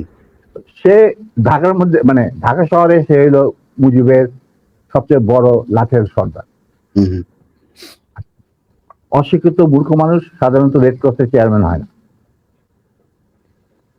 কিন্তু ওকে বানানো হয় যাতে করে লুটের যে রিলিফের মার চুরি চামারি করতে সুবিধা। যাই হোক, সেটা অন্য ব্যাপার। তারপরে আমাদেরকে নিয়ে উনি গাড়ি ঘুরে চললেন প্রথম ফার্ম গেট দিয়ে ভিতরে ঢোকার পরে আমি দেখলাম যে আরে সম্ভব নয়, কোথায় চাচ্ছে লক্ষ্মীবাড়ি ক্যাম্পে নাকি। তখন আমি চিন্তা করছি কি করি, এর মধ্যে আমার খালা আর মিমি নিজেদের শাড়ি ছিঁড়ে চুল্লু আর আলমকে ব্যান্ডেজ করে দিতে, দিকে দেখে ক্ষত, তার দিকে রক্ত ছিল। আমি হঠাৎ বললাম গাড়ি থামা driver. In the mean time Swapan Bapi ওরা কিছু গেস্টকে বোধহয় বাড়িতে পৌঁছে দেওয়ার জন্য নিয়ে গেছিল গাড়ি করে, গাড়ি আসছিল না, কিছু ওরা উপস্থিত ছিল না। তো আমি বললাম গাড়ি থামা, ড্রাইভার গাড়ি থামা দিল। আমরা তখন আমার গাড়িতে প্রায় 4 জন 3 জন দাঁড়িয়ে লোক, তাদের একজনকে বললাম যে তুমি গিয়ে ওই সামনে যে গাড়ি গোলাম মোস্তফা বসে আছেন, কাজী গোলাম মোস্তফা সাহেবকে বলেন make it happen.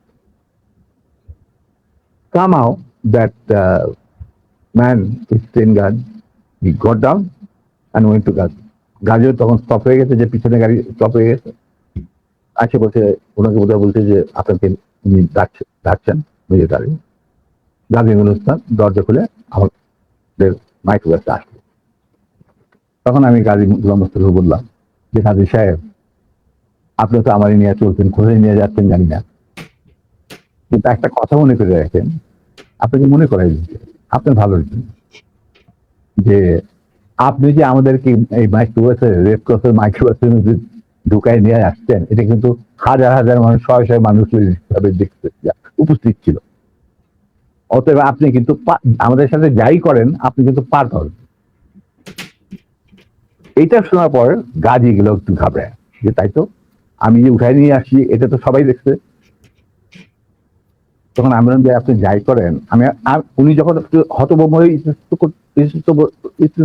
বোধ দেখাচ্ছে, আমি বললাম যে গাজী সাহেব, আমি আপনাকে একটা পরামর্শ দিই, আপনি যাই করেন আপনি শেখ সাহেবের কাছ থেকে আগে পারমিশনটা নিয়ে নেন, এছাড়া আপনি বাঁচতে পারবেন না। এর মধ্যে আমার ছোট ভাই স্বপন বীরবিক্রম ফেরত আসছে, লেডিস ক্লাবে আপনি ফেরত আসছে। ওরা শুনলো যে এই ঘটনা ঘটছে, ওখান থেকে সোজা স্বপন চলে গেল এমপি ইউনিটে, ঢাকা ক্যান্টনমেন্টে। ওখানে গিয়ে বললো যে এরকম অবস্থা, বিয়ে বাড়ি থেকে কিডন্যাপ করে। এই বিয়েতে কিন্তু জিয়া রহমান উপস্থিত ছিল, শফিলিও উপস্থিত ছিল, খালিদ মোশাররফ, মানে সবাই উপস্থিত ছিল। আচ্ছা, তো ওনারা তখন চলে গেছে। সেদিন কি একটা কি ছবি দেখানোর কথা ছিল, সত্যজিৎ রায়ের যদি মহানগর না কি একটা ছবি, তো ওটা দেখার জন্য সবাই চলে গেছে আগে, তাড়াতাড়ি খাওয়া দাওয়া করে। তখন এই খবরটা পাওয়ার পরে the CEO of the MP unit এই খবরটা ব্রিগেড মেয়র, ইউনিট মেয়র সবখানে এটা সে জানাই দিল। ইয়াং অফিসাররা লুঙ্গি, গেঞ্জি, পায়জামা যে যা পরা ছিল সবাই ঢাকা শহরে বেরিয়ে হয়ে আসে। তারা খুঁজতে লাগলো যে আমাদের অ্যাবডাক্টেড অফিসার তার ওয়াইফ কোথায়। আর একদল সোলজার এমপি পাঠানো হলো, যারা ওই অবৈধ অস্ত্র কালেকশনে ডিপ্লয় ছিল গাজীর বাড়িতে। গাজীর বাড়িতে যাদের পাইছে সবাই বন্দুকেরা নিয়ে আসছে রেস্কিউ মর্ডার। আমি কিন্তু এগুলো কিছু জানি না।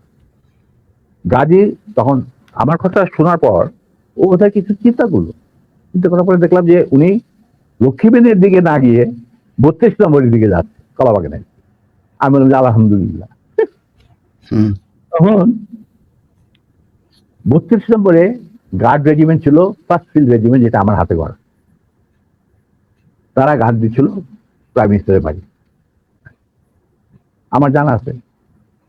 তো গাড়ি চললো, আমরা পিছিয়ে চললাম আবার কাফেলাকে গাজী 32 নম্বরের গেটের ভিতরে ঢুকতে না দিয়ে বাইরে খাড়া করায়, স্টপ করার পর গাজী তার গাড়ি নিয়ে ভিতরে চলে, আমরা ওখানে থাকলাম।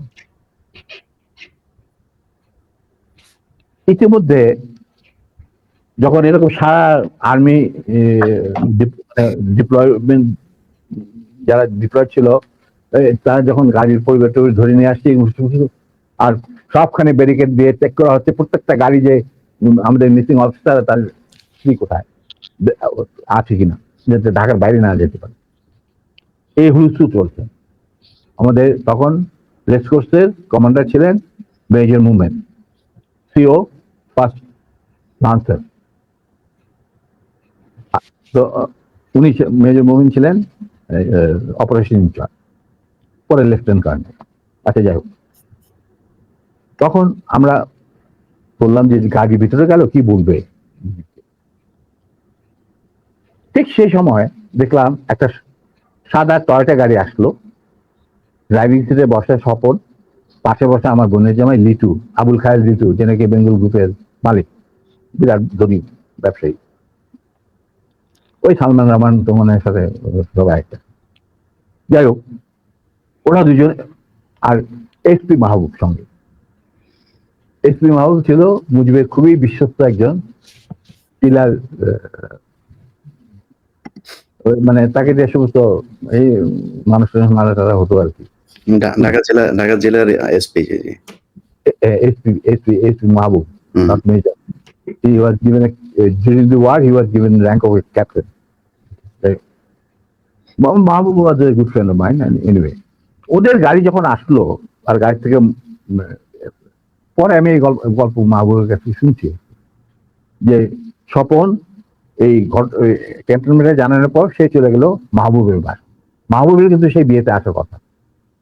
তো সে ওয়্যারলেসে জানাইছে যে আমি মানিকগঞ্জ থেকে ফিরছি, খুব সহসাই আমি বিয়ে বাড়িতে আসছি, তো আমার দেরি হবে। তো স্বপন চলে গেছে তার বাসায়, সে তাকে মিন্টন রোডে মানে ক্লাস 1 গ্যাজেটেড অফিসারদের জন্য একটা এনক্লেভ আছে, তুমি হয়তো জানো, দেখেছো কিনা জানি না। তখন বাংলো ছিল, এখন বোধহয় মাল্টি ফ্ল্যাট ইন্টারকনের সাথে। তো সেখানে মাহবুব থাকতো। তো ফ্ল্যাটে মিটু আর স্বপন যে উপস্থিত হয়েছে, ঠিক সেই মুহূর্তে Mahbub was getting ready to come to Manikganj থেকে ফিরে আসছে। উপরে এটা দেখা যায় মাহবুব কাপড় টাপড় করতে, চুল আছে। তখন লিটু আর স্বপনকে দেখে বললো যে কি ব্যাপার, তোমরা এখানে কেন? আমি তো আসছি, আমি তো বলছি তোমাদের জানাইছে, আমার অফিস থেকে জানানো হয়েছে, জানানো হয়নি যে আমি দেরি হবে মানিকগঞ্জ। হ্যাঁ, কিন্তু মাহবুব এক ঘটনা ঘটছে। বলে কি ঘটনা? বলে যে নিম্মি আর ডালিমকে উঠায় নিয়ে গেছে গাজী গণমাত বিয়ে বাড়ি থেকে। কোথায় নিয়ে গেছে, কি হয়েছে জানি না, তবে তার পরিবারের সবাই এখন অ্যারেস্ট করা হয়েছে। তারা সব ওই সাউদি উদ্যানে আছে, মানে রেস্ট করছে। আর্মি সারা ঢাকা শহরে ছড়ায় পড়ছে, তার প্রত্যেকটা গাড়ি চেক করতেছে যে looking for the missing officer and abducted officer and his wife. মাহবুবকে চাই নাকি? এটা তো সাংঘাতিক কথা।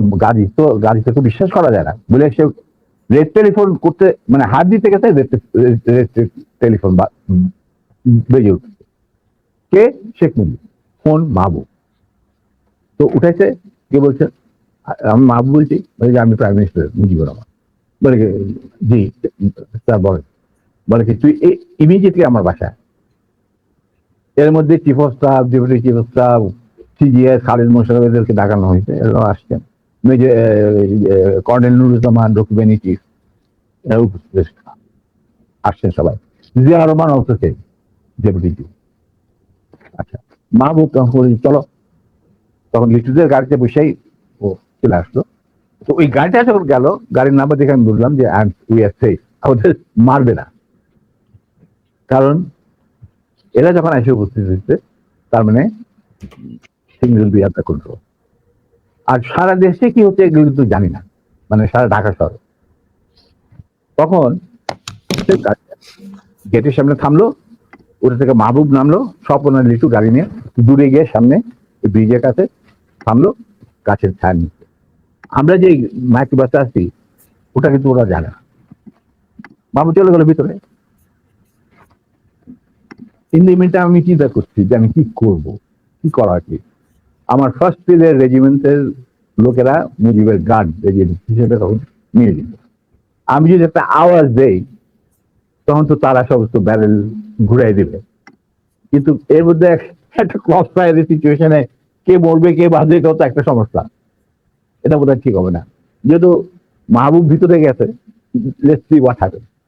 কিছুক্ষণের মধ্যেই মাহবুব, আমি দেখলাম যে মাহবুব না, শেখ কামাল, রেহানা, তারপরে শেখ জামাল, বেগম মুজিব নিচে গেটের বাইরে এসে আমাদেরকে খালাম্মা টালাম্মা চলার অসুবিধা, মানে রক্তাক্ত চুল্লু, ওদের দেখে তো ওরা ঘাবড়ে গেছে। তারপরে নিম্মির অবস্থা, তো ভিতর নিয়ে আমাদের ভিতর নিয়ে গেল। তখন ভিতর নজর পড়ে দেখলাম সিটিং রুমে প্রথম আমার ডাকলেন মুজিবুর রহমান আর আমার নিম্মিকে। তো রেহানারা সব ওখানে দাঁড়ায় রইল, মিসেস মুজিব দাঁড়ায় রইলেন। আমরা ভিতরে গেলাম, গিয়ে দেখে সব মুজিব বসে আছে, chief of staff, deputy chief staff, CGS and all. তখন এর মধ্যে গাজী গণস্টার বাসা থেকে ফোন আসছে প্রাইম মিনিস্টারের কাছে যে বাড়ির সবাই ধরে নিয়ে গেছে আর্মি। যতক্ষণ পর্যন্ত আমাদের অফিসার লেডি ওয়াইফকে না পাওয়া যাবে আমরা কাউকে ছাড়বো। আর ওই গার্মেন্ট 17 দিন যে গার্মেন্ট গিয়েছিল মাইক্রোবাসে, এই খবর শুনা গাজীরও মুখ শুকায় গেছে, মুজিবুর রহমানেরও মুখ শুকায় গেছে, যার জন্য এই সবাইকে ডেকে নিয়ে আসে, জিয়াউর রহমান, শফিউল্লাহ, খালেদ মোশাররফ। আচ্ছা, তো মুরলী বুদ্ধি আর কি। হুম, আমরা ঢুকতেই মিম্মিকে জড়াই ধরলেন মুজিবুর রহমান, না তুই কাঁদিস না, তুই কাঁদিস না, আমি এটার বিচার করবো। এই হারামজাদা গাজী, তুই করছিস কি? এটা কি করলি তুই? যা ওর পা ধরে মাপ চা। আমার বউয়ের পা ধরে মাপ চা। গাজী একটু অগ্রসর হওয়ার পর আমার বউ বলল, নিজের চপ্পল খুলে বলল, খবরদার, তুমি আমার ক্ষমা পাওয়ার যোগ্য নয়, আমি তোমাকে ক্ষমা করতে পারবো না, তুমি পিছিয়ে যাও। মুজিব আর বাকিরা তো সব চুপ করে বসে আছে, আমি চুপ করে দাঁড়িয়ে। তখন বলতেছে, মা, আবার মুজিব আমার বউ জড়ে ধরে বললো, মা, আমি এর উপযুক্ত বিচার করব, তুই আমার ভরসা রাখ। তখন আমার বউ বলছিল, মিমি বলছিল যে, চাচা, যাদের রক্তের উপরে আপনি আজ দেশের প্রধানমন্ত্রী, তাদেরই আজকে রক্ত ঝরাটা স্বাধীন দেশে গাড়ির মতো একটা কম্বল চোরের হাতে। এর বিচার আপনি কি করবেন? আমি বিচারের মাল লাগবে, আল্লাহ তার বিচার করবে, আমি আপনার কাছে কোনো বিচার চাই না। তখন আবার বেগম মুজিব বলে, ওদেরকে উপরে নিয়ে যা, উপরে নিয়ে বলে নাচা টাচা কি জানে। এরপর আমরা বলি যে, একটা কর, শফিল্লাহ, তুমি ওই আর্মি কন্ট্রোলে ফোন করে মোমিনরে বলো গাড়ির পরিবারে ছেড়ে যাবে। তো শফিলে পিক আপ দি ফোন, ফোন করলাম মেজর মোমেনকে। মেজর মোমেন বললেন, sir, I am sorry, we are deployed to recover the miscreants and the illegal arms operation, আমরা নিয়োজিত। আমি কিভাবে একজন 17 জন অস্ত্রধারীকে ছেড়ে দিতে পারি? Kazi has to produce the missing officer, his wife and এই 17 জন অস্ত্রধারীকে আমাদের কাছে সুপর্দ করতে হবে। তারপরে আমি ডিসাইড করবো আমি গাজীর ফ্যামিলিকে ছাড়বো কি ছাড়বো না। অবস্থা গেল আরো বিগড়ে, মুজিবও কাপাকাপি শুরু, ওদের গাজীগুলো তো বুক শুকায় শেষ। আর শুক্রবার দেখো, prime minister sir, prime minister desire or not desire, ওনাকে বলেন উনি লিখিত অর্ডার দিলেও আমি সেটা মানবো না, because I have got my mandate which I have for my chief of staff. এখানে কোনো ভাই বোনদের ব্যাপার না, এটা হলো লিগাল ম্যাটার, লিগাল ব্যাপার। তখন ছবি বললে, তবু দেখো মোমেন্ট, তুমি যদি একটুখানি তখন sir please don't, I have got my moral ethics. I'm promise bound. Touching the Quran when I got commissioned, আমি এটা আপনাদের এই কোন রকম আকুতি মিনতি আমি শুনবো না। That is beyond my dignity বলে উনি ফোন রেখে দিল। তখন মুজিব সবই শুনলেন, যে স্যার এরকম ব্যাপার, এটা তো লিগাল কমপ্লিকেশন দেখা দিচ্ছে। তখন বলছি, আরেকবার তুই ফোন কর। তো মুজিবুর রহমান শহীদে বললো, শহীদুল্লাহ আবার ফোন করলো, আমরা দাঁড়ায় আছি, আমি দাঁড়ায় আছি, নিমেরা চুপ করে চলে। ফোন করার পরে শহীদুল্লাহ বলে যে, look moment, I request you once again please. তখন মুজিবুর রহমানকে দিয়ে আমার এদের উনি ফোন নিয়ে বললেন মেজর মোমেন্টকে যে, আমি মুজিব বলছি। He said, sir, I have no time. I'm running a big operation and I'm the commander. I'm sending one of my officers to your residence. He will explain whatever I've got to say. So he dropped the phone. মুজিবের মুখ শুকিয়ে গেল। এখানে যারা বসা, জিয়াউর রহমান আর খালেদ মোশাররফ, নুরুজ্জামান, এরা সব করে বসে। শফিউল্লাহ, কি করা যাবে? Within 5 minutes, Captain Shahid arrived. He was from cavalry and he was a friend of mine during the student days. আমরা একসাথে কন্টেম্পোরারি ইউনিভার্সিটিতে ছিলাম আর কি। ও হলো তোমার বলে এটা লালবাগের ছেলে, আমরা ছিলাম বাড়িবার। যাই হোক, সরি, আমরা দোস্ত, মানে বন্ধু। তো ক্যাপ্টেন, হি ওয়াজ এ রিপ্যাট্রিয়েটেড অফিসার। এনিওয়ে, তো শহীদ আসছে, আসার পরে মুজিবুর রহমানের এবং আদালতের সামনে সই বলেছে, sir, I have been ordered to come and convey the message loud and clear to you that it is a legal matter. Ghazi has violated the Prime Minister's order on which army has been deployed over the whole country, and he had abducted an officer in uniform and his wife while he himself is engaged in this operation along with 17 gunmen in the Red Cross microbus. Now, যেহেতু আমরা deployed আছি to recover the illegal arms, the commander said, no way, Ghazi and these 17 people has to be surrendered to him, and then legal proceedings will start according to the law. দেশে emergency চলছে, আমাদেরকে prime minister খুব ঝুঁকিপূর্ণ দায়িত্ব দিয়েছেন, আমরা আমাদের যথাসাধ্য চেষ্টা করে যাচ্ছি। তখন বলে স্যার, আমার আর কিছু বলার নেই, আপনার যদি কিছু বলার থাকে আমাকে বলা হয়েছে শুনে আমাদের কমান্ডারকে জানান। না, ঠিক আছে, তুমি যাও বাবা। তো সই চলে গেল। এরপর শেখ মুজিব আমাকে বললো, তুই মাফ করে দে। আমি স্যার, আমি তো বললাম স্যার, শেখ মুজিবকে কাউকে বোধহয় আপনি মানে অফিসিয়াল কোনো এগুলি মানতেন না, আমাকে তুই করে বলতো, কারণ আমার একটা পারিবারিক সম্পর্ক ছিল। তো উনি তো মাহবুবকেও তুই করে বলতো, গোলাম মোস্তফাকেও তুই করে বলতো, শফিউল্লাহকেও তুই। আমাকে উনি তুই করে বলতেন। আমি তো রোববার থেকে যে কোনো সময় ডাক্তার যাইতাম, খাবার খাইতাম বসে। কই মাছ পছন্দ করতেন, ওই ওনার চৌবাচ্চা সবসময় বড় বড় কই মাছ থাকতো, আলাদা খাইতাম, চলন বিলে কই মাছ, কোনো অসুবিধা নেই।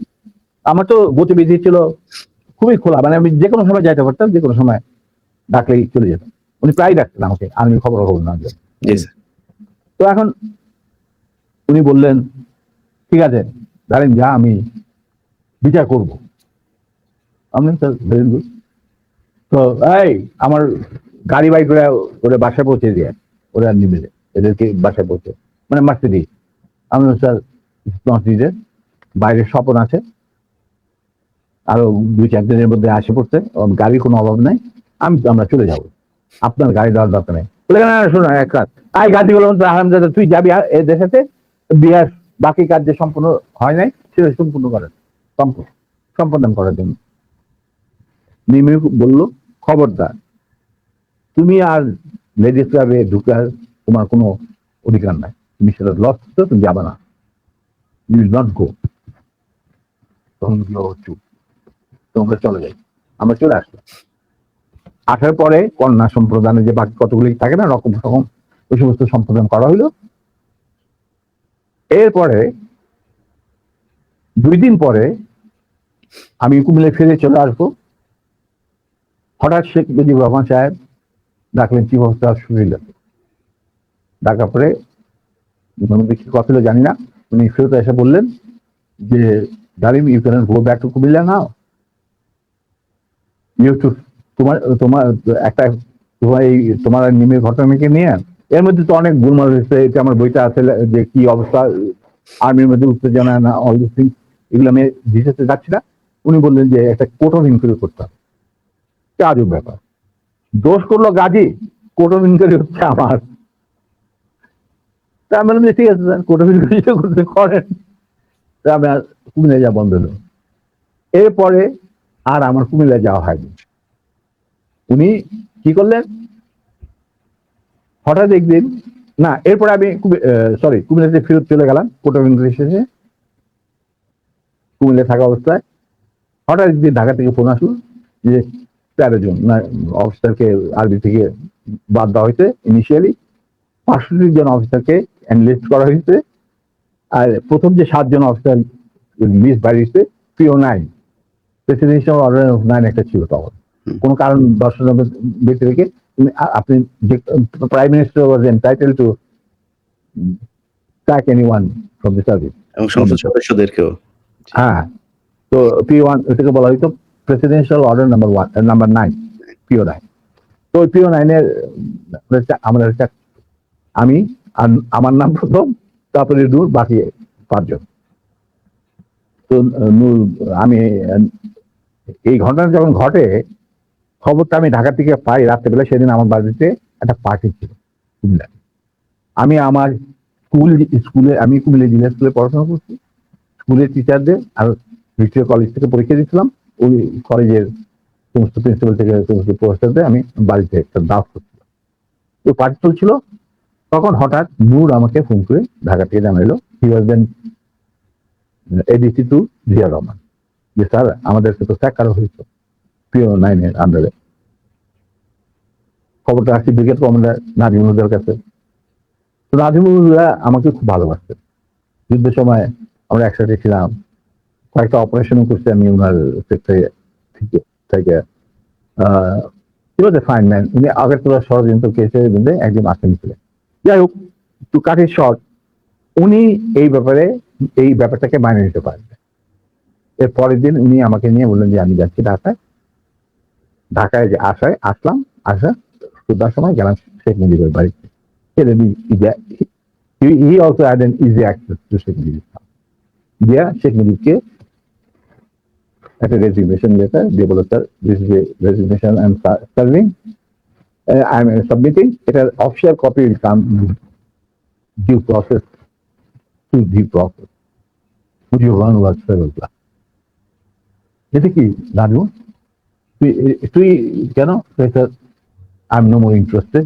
যেই আর্মিতে আমরা কোনো কিছুর লোভে আমরা আর্মিতে চাকরি করি না পয়সার লোভে, না কুলবর্তী লোভে। আমরা শুধু আমাদের দেশের খেদমত করার স্বার্থে আর নিজেদের আত্মসম্মান বজায় রাখার জন্য আমরা ইউনিফর্ম ধারণ করি এবং যেখানে আমাদের ইউনিফর্মের কোনো মূল্য নাই, আমি সেই আর্মিতে চাকরি করি। যদি আপনি আমার অনেক কাছের লোক, তবে আপনার প্রতি আমাদের শ্রদ্ধা থাকবে। এদের যদি আপনি চাকরি থেকে বাদ দেন, আমি সেই জায়গায় চাকরি করতে না। You become very emotional. তোরা খালি তোদের দিক দেখো, আমার দিকটা কেউ দেখে না। তখন উনি বলেন, স্যার আপনার দিক দেখা আপনি যথেষ্ট, আর অনেক লোক আছে, but this is my final decision. তো আমরা বেরিয়ে আসছিলাম, তখন জানায়, তখন মুজিব আমাকে বললো যে ডালিম তুই একটু থাম, বোঝা তুই একটু বাড়ি যা। তুই তো বাড়ি গেল, আমার বললো যে তুই আর নূর আমার সাথে রাখছি বাসায় যত তাড়াতাড়ি সম্ভব। তো গেলাম মুজিব। আমরা প্রথম যাইতে চাই না, কেন যাবো ওখানে, সেই জন্য। যাই হোক, আবার রিমাইন্ডার আসলো মুজিবের তরফ থেকে, তখন তার মানা করা যায় না। গেলাম, যাওয়ার পর that was the last meeting between us and between me and Sheikh Mujib পরিবার। যথাযথ 3 তলায় এই রুমে যেখানে গোপন মিটিং হতো, ওখানে গেলাম। রেহানা চাটা দিয়ে গেল, আমি নূর আর শেখ, তো আমরা চাটা খেলাম। সেসব বলে, দেখো বাবা, তোরা শুধু তোদের সাইডটা দেখা, আমার সাইডটা দেখ, আমার তো পার্টি নিয়ে চলতে হয়, আমি তো একজন রাজনীতিবিদ, পার্টি বাদ দিয়ে তো আমি চলতে পারি না। আমরা তো কোনো রাজনীতি ইনভলভ না। পার্টি কেন করে চালিত হয়, কিভাবে চলবে, সেটা এই সমস্ত ব্যাপারে আমাদের কোনো জ্ঞানই নেই। আপনার জ্ঞান আছে, আপনার জ্ঞান আপনার কাছে রাখেন, আমাদের কেন এই সমস্ত বলতে?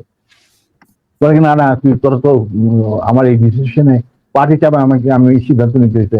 হ্যাঁ স্যার, আপনি ভালোই সিদ্ধান্ত নিচ্ছেন, 65 জন অফিসারকে চাকরি বার করে দিলে কি অসুবিধা হবে? আর্মিতে তো হাজার হাজার অফিসার আছে। উনি বলে যে না শোন, তোদের জন্য আমি কি করতে পারি? তোরা যদি বিদেশে চাকরি করতে চাস, আমি তোদেরকে বিভিন্ন মিশনে পাঠাতে পারি, যেখানে যাদের ইচ্ছা। তোরা যদি ব্যবসা করতে চাস, তাহলে শেখ নাসেরের পার্টনার হয়ে ব্যবসা কর, মানে তার ছোট ভাইয়ের সাথে পার্টনার হয়ে ব্যবসা কর। আমরা বললাম চাচা, আপনি আমরা শ্রদ্ধা করি, এখনো শ্রদ্ধা করি, আপনি ভালো মনে করছেন, আপনি আমাদের চাকরি কৃত করছেন, আল্লাহ খায় আল্লাহ। খাওয়া পড়ার জন্য আপনার ভাইয়ের সাথে মিলে ব্যবসা করতে হবে না আমাদের, আমরা ওইরকম পরিবার থেকে আসি নাই, দুজনই। এটা আল্লাহ চালাই দিবে, মালিক আল্লাহ, রিজিকের মালিক আল্লাহ। আর দ্বিতীয় কথা, বিদেশে চাকরি নেওয়া সেটাও সম্ভব না। আপনি সরকারের আন্ডারে আমরা আর চাকরি করতে পারবো না, কোনো ব্যাপার। যদি পারেন ইউনিফর্ম ফিরে দেন, তাহলে আবার আমরা চাকরি করি, তাহলে দরকার কিছু। কিন্তু যারাকে একটা কথা বলে দিচ্ছি, এই যে আপনার পার্টি করতেছেন না, যারা আপনার কানে মধু ডালে সবসময়, যে বাংলাদেশ মানে মুজিবুর রহমান, বাংলাদেশের জনগণ মুজিবকে ভালোবাসে, মুজিব তাদেরকে ভালোবাসেন। আবার একই সাথে আপনি দেখেন যে টিকা গণভবনের দেওয়ালে যে আহ, মুজিব বলে কম্বল তোরা গাদি, এতগুলি কম্বল এলো, আমার কম্বলটা কই, এটাও বাংলিশ করে বাইরে পাঠাই হারাম দাদা। এদের নিয়ে আপনার রাজনীতি করতেছেন করেন। আবার টিকা দেখা যায় মুজিবের মাথায় গোবর, বুদ্ধি বলে কিছু নাই। আপনি আবার প্রোফাইলে দেখান এই কথা জানলো কিভাবে জনগণ, তখন আবার প্রোফাইল কাজ এগুলি জানলি চাচা, এই যে চাটার দল আপনাদের ঘিরে রাখছে, আপনি জানেন না আপনি আজকে 71-এর আগে যে মুজিব আপনি ছিলেন সেই মুজিব আজকে আপনি না। আপনাকে জনগণ কতটা যে ঘৃণা করে, আপনি যে জনগণ কত দূরে চলে গেছেন। আমরা মাঠে ময়দানে কাজ করি, আমরা জানি দিন একদিন আসবে, তারা আগে হোক পরে হোক দিন একদিন আসবে, যেদিন যখন গুলির বৃষ্টি শুরু হবে সেই গুলিগুলো কিন্তু সব আপনি নিজেই ধারণ করতে হবে। আপনার চারিপাশে একজন লোকেও খুঁজে আসি সালাম স্যার আপনার অ্যাসিস্ট্যান্ট যারা আছে তারা আমাকে একটু হারি আপ করতে বলছেন। আমি এক কথা একটা কোশ্চেনের উত্তর নেই যে শেখ মুজিব বেশি খারাপ মানুষ ছিল না শেখ হাসিনা বেশি খারাপ ছিল স্যার? দেখো অ্যাকচুয়ালি শেখ হাসিনা তো তখন খুবই ছোট, তার সাথে তেমন একটা ইন্টারাকশন ছিল না, বিয়ে হয়ে গেছে বাজেটের সাথে। কিন্তু আমি দেখতাম যে প্রত্যেকদিন রাত্রেই মায়ের সাথে হেঁটে আইতো মুজিব ভাই, আমার বেগম মুজিব খাওয়াই টাই পাঠাই দিত। আচ্ছা তখন সে ছাত্র রাজনীতি কিছু চলতি ছিল, তেমন বিশেষ কিছু না। ওর চেয়েও বড় বড় নেতা ছিল মহিলা আমি অতএব আমি এই ব্যাপারে তেমন একটা বলতে পারবো, তবে স্বৈরাচার হিসাবে বলতে পারবো। হ্যাঁ আমি এটাই বলছি জি স্যার, এখনকার হাসিনার কথা বলছি জি স্যার। এখনকার হাসিনা ওয়াজ ফার মোর ভিশন এবং রক্ত পিপাসু দেন হার ফাদার, এটা বলতে আমার কোনো। মুজিব বীজ বপন করেছিল এক নায়ককে ফেরে আসে, আর সেইটাকে 16 বছরে পাকাপোক্ত করতে ভারতের সাহায্যে হাসিনা, এবং সে তার চেয়েও বেশি বাংলাদেশে ক্ষতি করতে, বাংলাদেশের লোকে মারতে, গুম করতে, আয়না ঘর সেই ঘর ফাল এই সমস্ত। অতএব তার কীর্তিকলাপ মুজিবের তুলনায় হাজার গুণ বেশি। স্যার মেজর জলিলকে গ্রেফতার করেছিলেন কেন আপনারা স্যার? কে মেজর জলিলকে কেন গ্রেফতার করতে হলো? সে আমাদের একজন সহজ মানে সমমনা মেম্বার ছিলেন, ওনাকে বন্দি করছিলেন। মূল কারণ ছিল ওই ভারত যে 16,000 কোটি টাকার জিনিসপত্র চুরি করে লুট করে নিয়ে গেছিল বাংলাদেশ থেকে, যেটা পারমিশন দিয়েছিল মুজিব সরকার, মানে তাজউদ্দিন সরকারের মুজিব সরকার। তার বিরুদ্ধে he was the man who spoke out, যে আমি একটা জিনিস বনগা দিয়ে কোনো ট্রেন যেতে দিতে পারবো, সেই জন্য তাকে অ্যারেস্ট করছিল। পরে বসে মুক্তিযোদ্ধাদের আমাদের চাপে ছাড়িয়ে দিতে পারছে।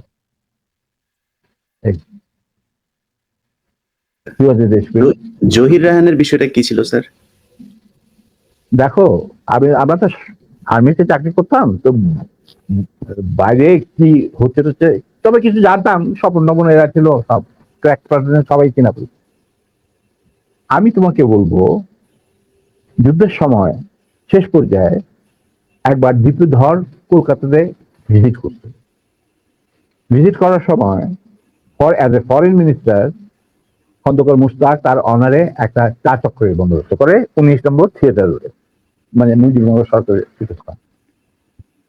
সেইখানে আমি উপস্থিত ছিলাম, আর অনেকে উপস্থিত ছিল, মাহবুব ছিল, তৌফিক রায় চৌধুরী, নুল কাদের খান, ডক্টর কামাল সিদ্দিকী, আরো অনেকেই যে সচিবালয়ে যারা থাকতো বড় বড়। সেখানে আমরা জটলা পাঠায় তখন কথাবার্তা বলছিলাম যে 90 স্বাধীন বাংলাদেশকে কিভাবে গড়ে তোলা যাবে, বিভিন্ন জন বিভিন্ন রকম কথা, বিভিন্ন আঙ্গিক অঙ্গনে কি করতে হবে না হবে, এই সমস্ত আলাপ হচ্ছিল। ওদের কাপড় কি, আর দীপি ধর ঘুরে ঘুরে প্রত্যেক গ্রুপের কাছে গিয়ে শুনছিলেন যে কি কথাবার্তা হচ্ছে। একসময় আমরা যখন কথাবার্তাতে লিপ্ত, দীপি ধর আমাদের কাছে আসলেন। তখন আমরা ডিসকাস করছি যে বাংলাদেশে ইকোনমি কিরকম হবে, ইকোনমিক পলিসি কি হবে, কৃষি ক্ষেত্রে কি হবে, চিকিৎসার ক্ষেত্রে কি হবে, এই সমস্ত ব্যুরোক্রেসি কিভাবে রিবিল করা হবে। তখন জিপি ধর আমাদেরকে, আমরা নোটিশও করে নিই যে সে এসে দাঁড়িয়েছে, সে আমাদের কিছু করে, বয় gentlemen, listen to me. You don't have to bother about all this thing. You will just go back to independent Bangladesh and rest of the thing will be taken care of by us. এই কথার সাথে যদি তুমি একটু relate করার চেষ্টা করো, তাহলে জহির রহমান, যেহেতু উনি একটা মুভি বানাচ্ছিলেন অপকীর্তি, মানে সকল মুক্তিযুদ্ধের উপরে, মানে আওয়ামী লীগের অপকীর্তি এবং কিভাবে ভারতকে দেশ বেঁচে দেওয়ার খেলা চলছে, এই ব্যাপারে উনি একটা ভিডিও বানাচ্ছিলেন। অতএব তাকে ডাইকে নিয়ে গিয়ে মারা ওই মিরপুরে, এটার সাথে একটা সাদৃশ্য তো খুঁজে পাওয়াই যায়, যদিও এটা প্রমাণিত নয়। স্যার, যুদ্ধে 30 লক্ষ মানুষ মারা গিয়ে নারী সম্ভ্রম হারিয়েছিল পাকিস্তানি মিলিটারিরা। 30 লক্ষ তো নয়, শোনো, এই 30 লক্ষ কথাটা জন্ম নিল কেমনে, সেটার ইতিহাস বোধহয় আবার বই মেজে লেখাতে। আমি তোমাকে আবার স্মরণ করার জন্য তোমার শ্রোতাদের বলছি, মুজিব যখন ইংল্যান্ড মানে লন্ডন হয়ে ইন্ডিয়া হয়ে বাংলাদেশে আসবে, লন্ডনে উনি কয়েক ঘন্টা যাত্রা বিরতি করেছিলেন। এগুলি সব অর্গানাইজ করেছিল পাকিস্তান সরকার। তখন তার সাথে দেখা করতে যায় সিরাজ ভাই, বিবিসির বাংলা বিভাগের হেড, আর বাংলাদেশের মিশনের ইনচার্জ রেজাইল করি, ফরেন মিনিস্ট্রি অফিসার, যার সাথে আমিও চাকরি করছি কিছুদিন, ওনার সাথে আমার জানাশোনা আছে। এই দুজন মুজিবুর রহমানের কাছে যায়, ক্যারিজ হোটেলে নিয়ে তারা সবাই বিরতি, মানে যত ঘন্টা রেস্ট। তখন মুজিব তাদেরকে জিজ্ঞেস করে, আমি এটা আমাকে সিরাজ ভাই নিজে বলবে, সিরাজ ভাইয়ের সাথে আমার একটা ঘনিষ্ঠতা ছিল আগে থেকে, যখন আমি ছাত্র জীবন ছিলাম। তখন উনি বাংলা বিভাগের ইনচার্জ ডেভিড ফ্রস্ট আসছে মুজিবের ইন্টারভিউ নেওয়ার জন্য। তো মুজিব তখন সিরাজ ভাই আর এই রেজাইল করিম সাহেবকে আলাদা ডেকে নিয়ে জিজ্ঞেস করতেছে যে সত্যি কি বাংলাদেশ স্বাধীন হয়েছে নাকি আমার কোথাও নিয়ে মাইর ফালানোর বন্দোবস্ত করা হয়েছে। তখন সিরাজ ভাই ওনাকে বললেন, স্যার মুজিব ভাই, বাংলাদেশ স্বাধীন হয়েছে, আপনি চাইতেছেন as a prime minister of Bangladesh, কিন্তু আপনি ইন্ডিয়া হয়ে যাচ্ছেন কেন সেটা আমরা বলতে পারবো না, এটা আপনার সিদ্ধান্ত। তখন বলছে ক্ষয়ক্ষতির, তখন তো ইন্টারভিউ নিব, তো ক্ষয়ক্ষতি কত, সবকিছু মিলে প্রায় 3 লক্ষর মতো। 3 লক্ষ, এবং 3 লক্ষরে তারপরে সিরাজ ভাই যে পরে আমাকে বলছেন যে আমি কোনদিন ভাবতে পারি না যে মুজিব ইংরাজিতে ডেভিড ফ্রস্টের সাথে কথা বলবেন, আমরা বলছি যে উনি বাংলাতে কথা বলবেন, ডেভিড ফ্রস্ট পরে তর্জমা করে নেবে। যখন ইন্টারভিউ নিতে ছিল তখন David frost asked this question, what do you think is the losses of life in this so-called freedom during this freedom struggle? Mujib বললো 3 মিলিয়ন। 3 লক্ষ করে বানায় ফেলাইলো 3 মিলিয়ন। ওইখান থেকে যে রেকর্ড বাজার শুরু হইলো 3 মিলিয়ন, ওই 3 মিলিয়ন চলতেই আছে। তখন আফটার দ্য ইন্টারভিউ সিরাজ ভাই, তখন মুজিব তো আর কাট করতে পারে না, he is talking to the David frost একলা, যেমন আমি তোমার সাথে কথা বলতেছি সেরকম। After the interview was over, Mujib went to retire into his bedroom. Siraj ভাই কেম and Rizal Karim came. They saw David Frost handkerchief বাইর করে তার চোখ মুছতেছে, পানি পড়তেছে তো চোখ মুছতেছে। ওনার মনে করলেন যে মুজিব বোধহয় এমন ইমোশনাল কথা বলছেন যার জন্য ডেভিড ফ্রস্ট আর তার অশ্রু বিসর্জন শুরু হয়ে গেল এবং অশ্রু তারা বন্ধ করতে পারছেন। তখন তারা বললো, David, why you are so emotional? We have hardly seen you so much emotional and never saw eyes rolling down your water rolling down your eyes. ব্যাপার কি? তখন ডেভিড ফ্রস্ট বললো, মুজিবের ইন্টারভিউতে আমি কানতাছি না, the way he was rogering my mother tongue, আমি ওইটার জন্য আমার চোখ দিয়ে পানি পড়ছে। মানে ইংরাজি ভাষাটাকে তিনি এত বিকৃত ভাবে বলছেন যার জন্য আমার চোখ দিয়ে পানি পড়তে বাধ্য হইল। এখানে আজকে মতো থাক, আমার একটা কাজ আছে, আমাকে এখানে আবার যেতে হবে। আমি তো মামলে ঘুরে স্যার 2 মিনিট সময় নেব। 14ই ডিসেম্বরে বুদ্ধিজীবী হত্যাকাণ্ড দিবস নিয়ে স্যার একটু বলেন। ভাই বুদ্ধিজীবী হত্যাকাণ্ডটা ওই তুমি যদি কারা দীপিকার কথা করেছে স্যার? এটা কারা করেছে স্যার? দীপুধরের কথাটা যদি তুমি শুনে থাকো ভালোভাবে, আর শ্রোতারা যদি শুনে থাকে, সেটা তো পরিষ্কার ইঙ্গিত থাকে যে তারাই সবকিছু করে দেবে, আমাদের কাজ দরকার নাই। হুম।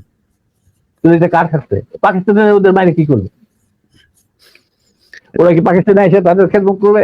না, তাদেরকে এদেরকে মারার পর একটা মেধাশূন্য বাংলাদেশকে তারা করবে, মানে ইচ্ছা মতো। এই ব্যাপার। আর এটা সিরাজ শিকদার, সহজ ব্যাপার।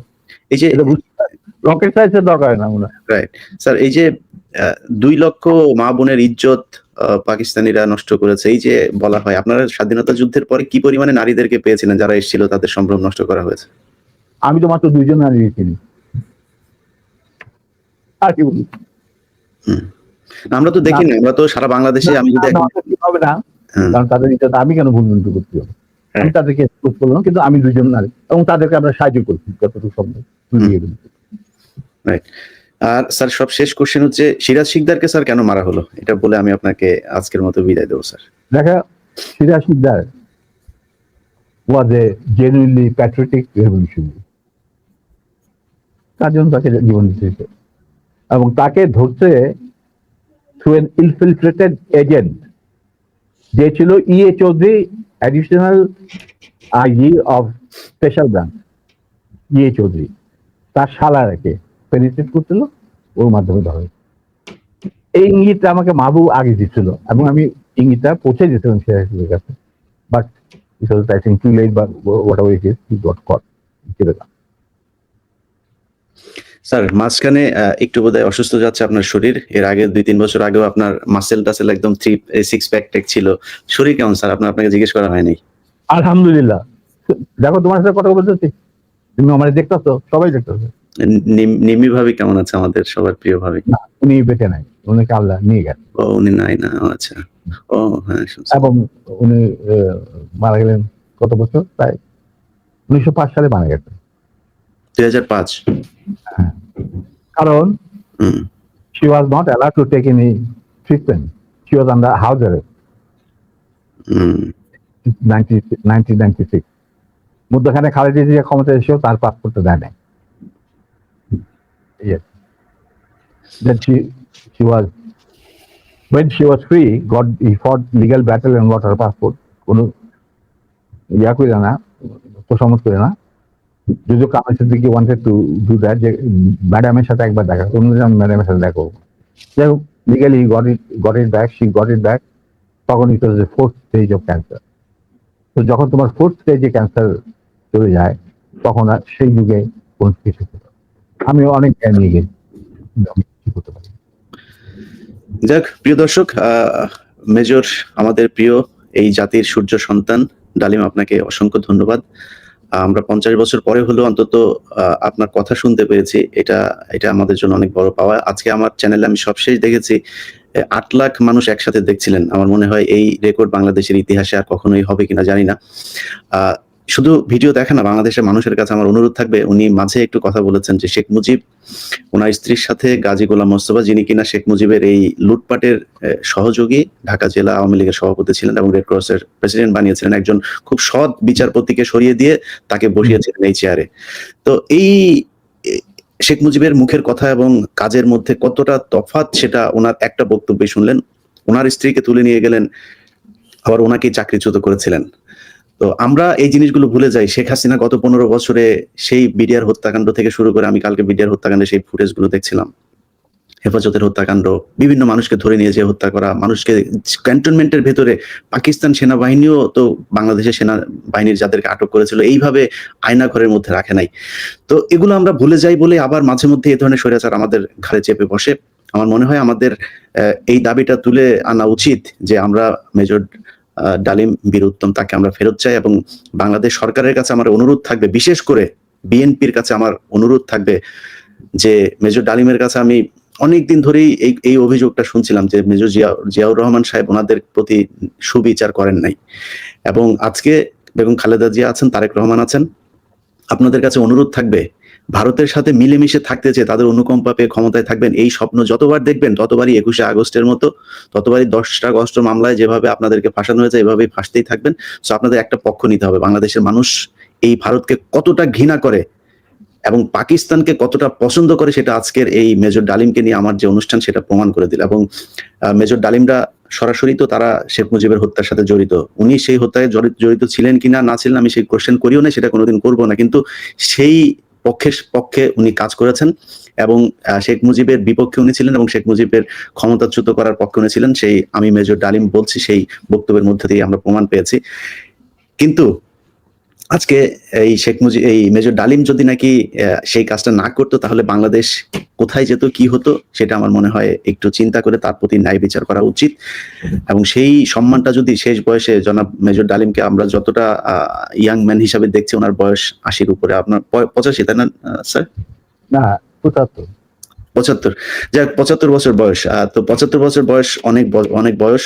উনি দেখতে অনেক ইয়াং, যদিও খুবই নিজের শরীরের প্রতি উনি খুব যত্নবান, এখনো জিম করেন নিয়মিত।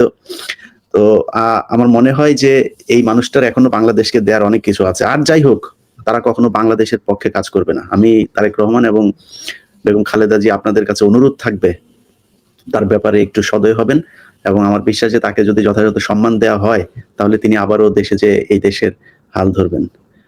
বীর যোদ্ধা, আপনাকে অসংখ্য ধন্যবাদ। আপনার অনেক ব্যস্ততার মাঝে আমাদেরকে সময় দিয়েছেন। যদি জাতির উদ্দেশ্যে আর কিছু বলার থাকে। হ্যাঁ, শেষ কথা, প্রথমত আমি তোমাকে ধন্যবাদ জানাচ্ছি। তোমার সাথে কথা বলার পর আমার প্রত্যয় আরো দৃঢ় হয়েছে যে তুমি ভবিষ্যতে আরো অনেক বড় কাজ দেশের জন্য করতে পারবে সাংবাদিক হিসাবে। আর আমার দেশবাসীর প্রতি এবং বিশেষভাবে তরুণ প্রজন্মের প্রতি আমার শেষ বক্তব্য যে আমাদের অভিজ্ঞতা থেকে যদি তাদের বিপ্লবকে এগিয়ে নেওয়ার স্বার্থে, তাদের লক্ষ্য অর্জনের লক্ষ্যে কোনো কিছু অবদান আমরা রাখতে পারি, তারা মনে করেন, তাহলে আমরা পিছপা হব না। আমরা সারা জীবন দেশ আর দেশের মাটি এবং মানুষের জন্য যা করার করেছে, নিজেদের জন্য কিছুই করে। চাকরি বাজার কথাটা না হয় বাদে দিলাম। আমি কাউকে, যারা ভুল করেছেন তারা সবাই শিক্ষা গ্রহণ করেছেন আশা করি, এবং তারা যোগ্য প্রাপ্য পেয়েছেন। অতএব আমি তাদের কথাও বলতে চাই না। আমাদের কোন রকম তার প্রতি কোনো প্রতিহিংসা মানে মনোভাব নেই।